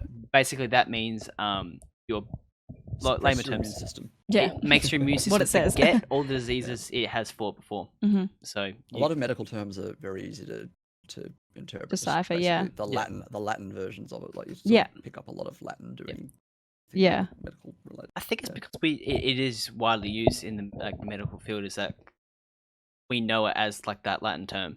Mhm. It's not been translated to a new English word. Yeah, a lot of the time. Yeah.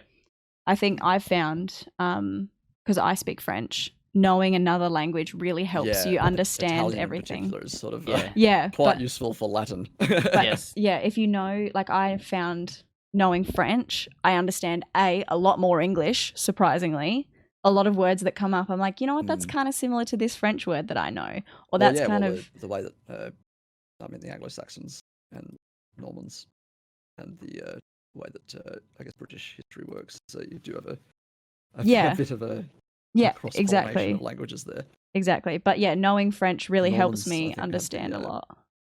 Yeah, because that's why you have different words for things like beef versus cow Yeah. and lamb versus Sheep. Yeah. Yeah. Yeah, like my dad was saying to me the other day something Or about mutton. eating sheep, and I was like, who eats sheep? And then he was like, well, Yeah. lamb. And I was like, oh, no Well, shit. that's because you basically had two classes of Mhm. people. So you had the Normans who were a bit more posh, and the Yeah. Saxons tended to work the farms. So you had a full language disconnect between the two groups, which is an interesting Way to sort of interesting case in etymology. Yeah. it's a really good way to like classify yourself as like us versus them. I mean, if you in terms of slavery, if slavery like make yourself a different class, makes it dehumanizes them because you don't have a point of reference to like say, oh, like they're one of us. You know what I mean? So if they speak a different language and you don't care about their language, it's gonna be easy to put them fields. Something that really interests me, just going back to like diseases and stuff, something that really interests me is from an outside, before I even like learn anything about it, from an outside point of view, you're just like, okay, diseases are diseases. You get a virus, so be it, right? But from listening to these podcasts and like researching into it afterwards myself, it's so crazy how much disease and like viral infection has shaped the world in terms of in terms of language, in terms of It's also migration, shaped in our terms of biology and shaped absolutely. how, And people don't realize that it's like a starting point for everything, and that's what really keeps me interested about it, is like it's not just the disease, it's not just that virus or the bacteria, it's so much more than that, and that's why I love learning about it. It's great, and it also like I do computer science. I don't do Bachelor of Science of Computer Science. My degree doesn't. I think it does do it, but that's not my strain. But doing science at uni has really helped you show that everything's connected. And also it gives you the ability the tools to learn new things because you research things easier and understand things easier. But also like it allows you to question what you don't know. And that is my favorite thing. My favorite thing. Reagan and I always talk about this. The more you know, the more you realize you don't know. I love feeling, this sounds so like depressing, but I love feeling insignificant in this world. And I love knowing how much more is out there than what I know or will ever know. Yeah. That to me is just like the most wonderful thing. Socrates. Yeah. I think the more I know, the more I realize I know nothing. Yeah. And I don't think you get that from I love that. high school. You don't. I think you're like, I know this. I'm going to get a job. Another, talking about quotes, one quote that I really love is by Arthur Schopenhauer, and it's about basically knowledge and like being shown to be wrong, and it's it's to free a man from error is to give, not to take away. His knowledge that something is false is the truth. Error always does harm, and eventually it brings mischief to the man who harbors it. Yeah. I sort of view that as like when someone like shows that what you've been thinking is incorrect. That's a positive, and I think a lot of people view it as a negative, being shown to be wrong about something. Yeah. Yeah. And that's something I think that tertiary education, I mean, not strictly tertiary education, but for me personally and people that I know, having that extension of knowledge after high school has really helped me understand that being wrong is so okay. Yeah, definitely. It's almost good. And that's why when we had this conversation, if you could recall that, I was like, if I'm wrong, state it, because tell me why. I'm not going to go, oh, can't believe you corrected me. Like, I want to. I'm curious. And it's I'm like, okay, why? Let me learn. Yeah, I'm trying to get my information like correct, even though my recalling of that is because it's not outside my field. But I want to, at least when I'm taking it in, I know what is like what the correct thing is, as opposed to thinking that what I'm saying or what you're saying is different to what it actually is. Yeah. I'm getting the shakes. Too much coffee. Are there any other like scams that you have found across the field, or misrepresented information across that the you think is like really notable? I mean, Yeah. I could go on forever about that. Alternative medicine, Not a fan of that. I.e., i.e., there's medicine, and then Mhm. there's things which have not been proven to work. but like, what do you group in that for yourself? Well, I think you mentioned acupuncture before. That's a good example. Mhm. Chiropractic's actually dangerous to the degree that Yeah, I don't believe it's in chiropractics. the largest source of people in Mhm. a medical or interpreted to be medical field promoting anti-vaccination. And also hurting people. Not to mention hurting people yeah. and babies. Like, if Imagine you're- that. You I feel can't bad if imagine you don't doing vaccinate. chiropractic on a baby. Oh my god, that scares the shit out of me. People do that. They take their babies and they get the back like realigned Yeah. and shit. It'll That's cure their nah. colic. No, it will not. It will not. Oh my god. No, that freaks me out. I've never believed in chiropractic.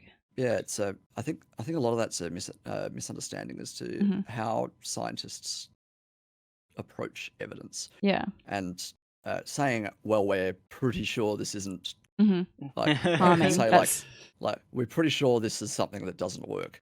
yeah. means we've tested this stuff, doesn't seem to work. Like there's no evidence that it does work. Mhm. Yeah. And But there's a good quote which is like evidence of absence is not absence of evidence, or Yeah. vice versa. yeah. But there's a few other things. I can make a whole lot of little random quotes about epidemiology and data and like anecdote, but saying, "Oh, well, my mum had this thing and it worked well for her." Blah blah blah. It's like, yeah, well, your mum versus 4 million people. Yeah. Yeah. I think that's people fair. who are being researched in a controlled environment. Yeah, and there's like, oh well, my mum's friends. I blah, blah, understand. blah. Yeah. It's like, yes, but the plural of anecdote is not data.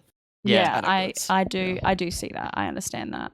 Yeah. And I think it's one quote you told, well, not quite, but you said that something amazing. Like, I was like, I asked Altari in a previous conversation, does Chinese medicine work? And then he says, well, the Chinese medicine that did work is now Western medicine. It's now medicine. Yeah. Yeah. Any like when you talk about alternative medicines and natural medicines, we had a whole bunch of things that we used to treat people, and then we tested it all, and the stuff that worked became medicine. Yeah. Stuff that doesn't work, I guess it's a nice soup. What about the things where you got like stomach problems and you Fuck there's absolutely problems that gastroenterologists. Sorry. That's just I work my with a whole lot of experience. them. Be very careful. No, that's my experience. I've had the most terrible experience of my life with a gastroenterologist, and I really feel passionately about not doing that again. It's one of those things because it's a specialist. But that's medicine. an anecdote. And of course I know there's evidence that it works, and of course I know that every medicine is a specialty.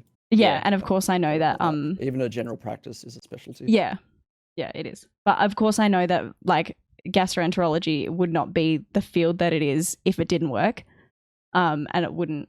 In what regard? Oh, like, but I'm just saying, like, as in, I know that, like, it's because gastroenterology is just the study of. Yeah, but like they and gastroenterologists treating those things that like. So basically, anyway, you had a stomach bug, and it felt like there was. No, I don't know what I had. Well, Nobody not knows bug, what I but, had. like, you had pain that felt like you were getting daggers.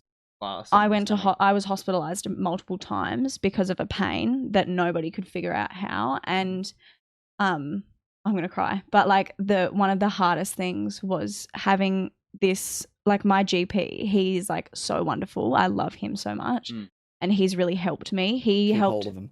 Yes, Yeah. I followed him. He's moved practice, and I followed him. She followed him. But he was the one that helped me figure out that I had a B12 and iron deficiency. And he's the one that helped me like my mental health. But he recommended me to this gastroenterologist who was really rude, and I know that's just him as a person, but he was a really awful practitioner for me, and he basically told me that the pain that I was feeling wasn't there, and that no, I did a biopsy and there's nothing wrong with you, and that was really hard for me. Yeah, it's like imagine being in like chronic pain and being told that you're making it wasn't up. chronic, but Well, like you got I was in pain. hospitalised. I was in pain, and to be told by somebody that it didn't exist That was really Yeah. hard. Yeah.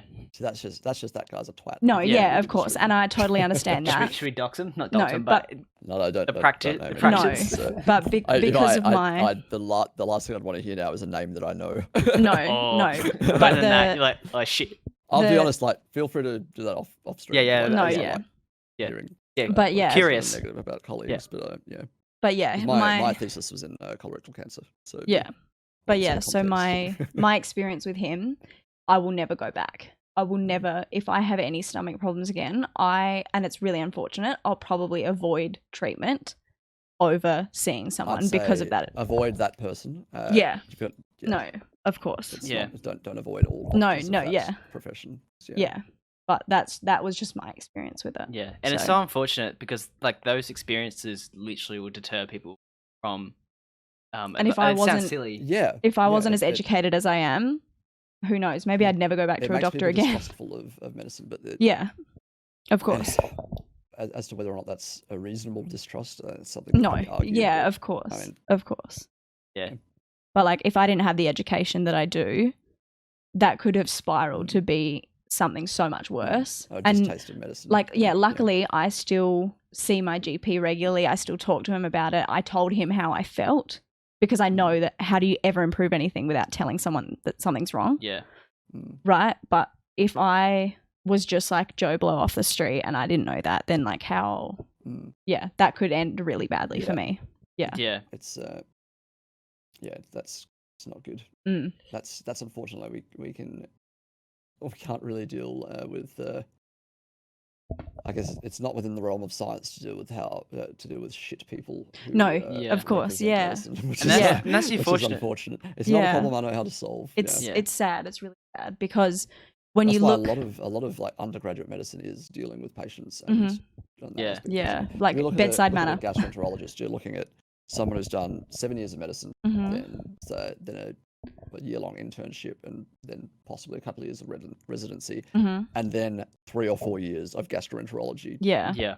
Yeah. residency, basically. So it's kind of unfortunate that your interaction you have with someone that has had over 15 Yeah. years of experience go. Just he might not be the best But person. that's the at problem Or- dealing with because people. How yeah, many gastro- or for what I had wrong with how me. many what are they called? I can't. Gastroenterologist. is that what you're talking Gastroenterologist. I'm Yeah. just gonna start out the word. Gastroenterology. about? Yeah. How many of I'll those type are them there in Adelaide? How many are there that have time to see you and all of that Yeah, stuff? I was There'd be a I was couple of dozen on in Adelaide. I was Yeah. on about a month and a half waiting list to see Yeah. him. So that time she was in pain. She was having to deal with this pain.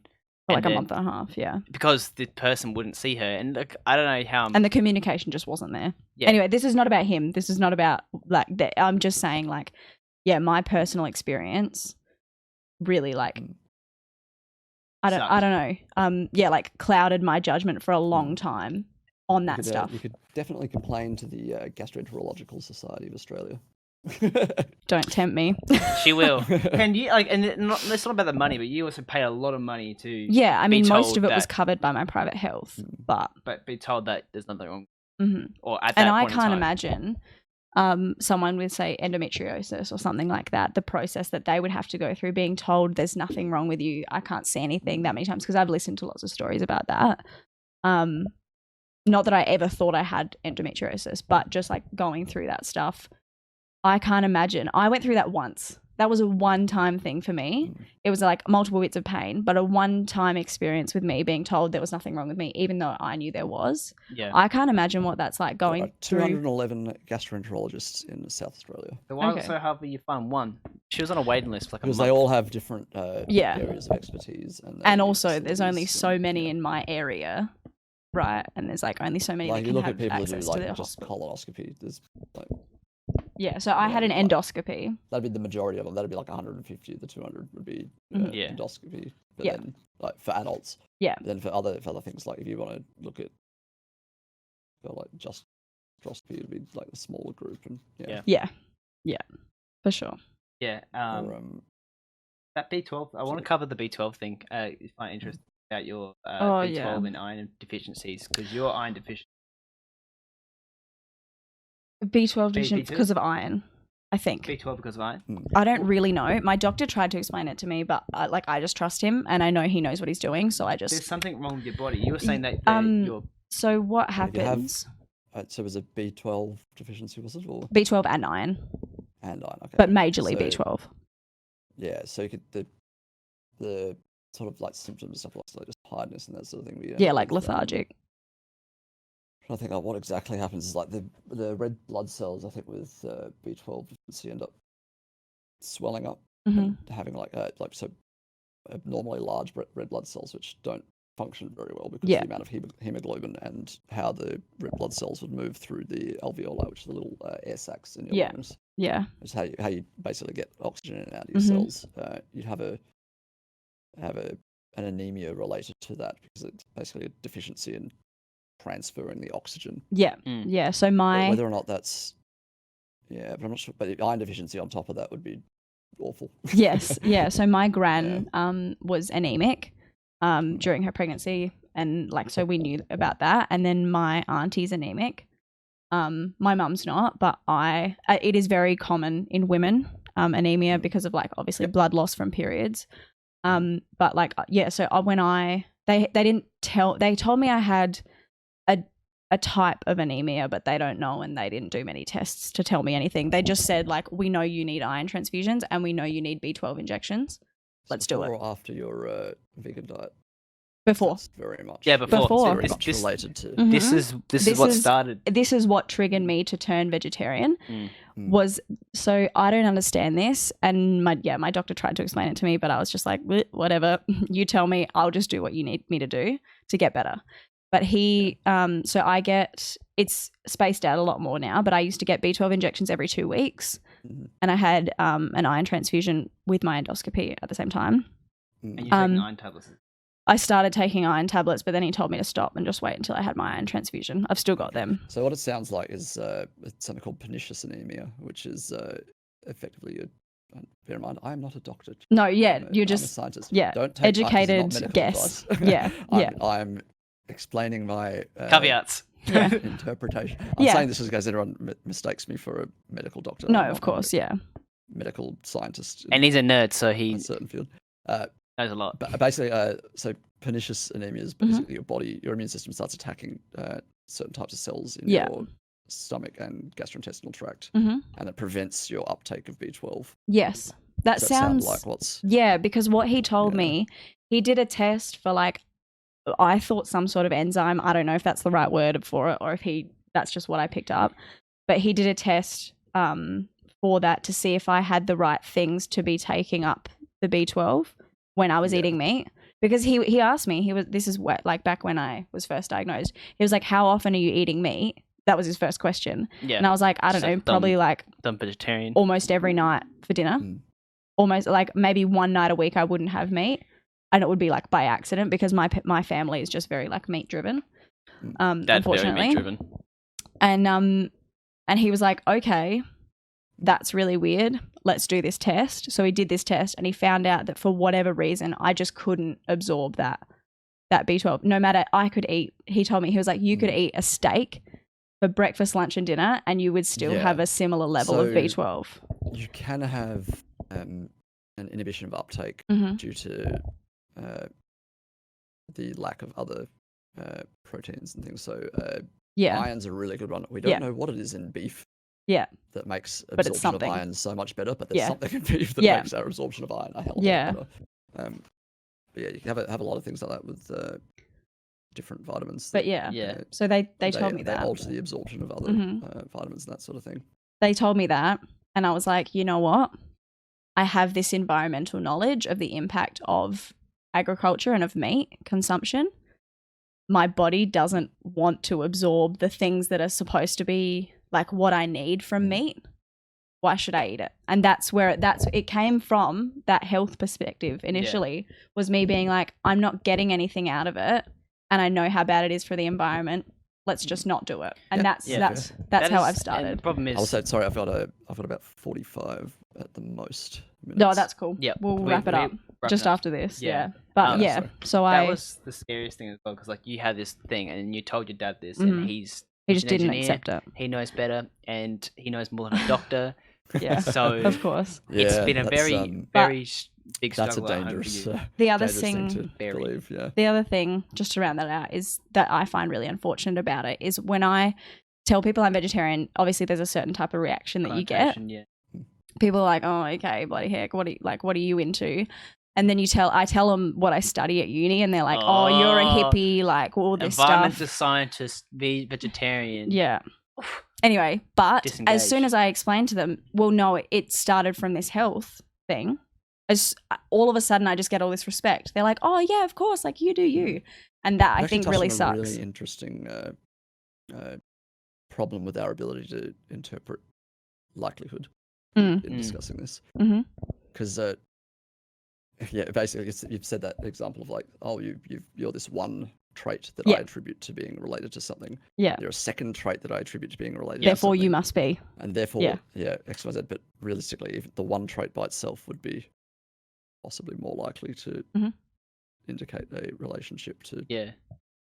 Yeah. There's a name for it. I can't from the top of my head. Yeah. Remember it. I will link it though if I do. But it's attribution error. Not attribution error, but more there's a name for the cognitive effect. So it's like Can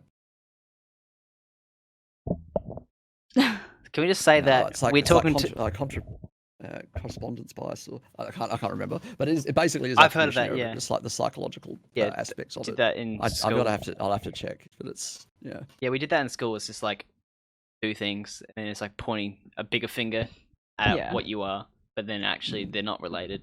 It's just they just see that common trait amongst things. Okay, Anyway. so I mentioned before, but you look like Matt Pat, especially in that jacket. I should make the title. I should make the title of the stream. I'll take the jacket off then. Dear and Friends episode 4, Matt Pat. Fake Matt Pat. Oh dear. The Alrighty. jacket's gone. Am I safe? Beautiful. Yeah.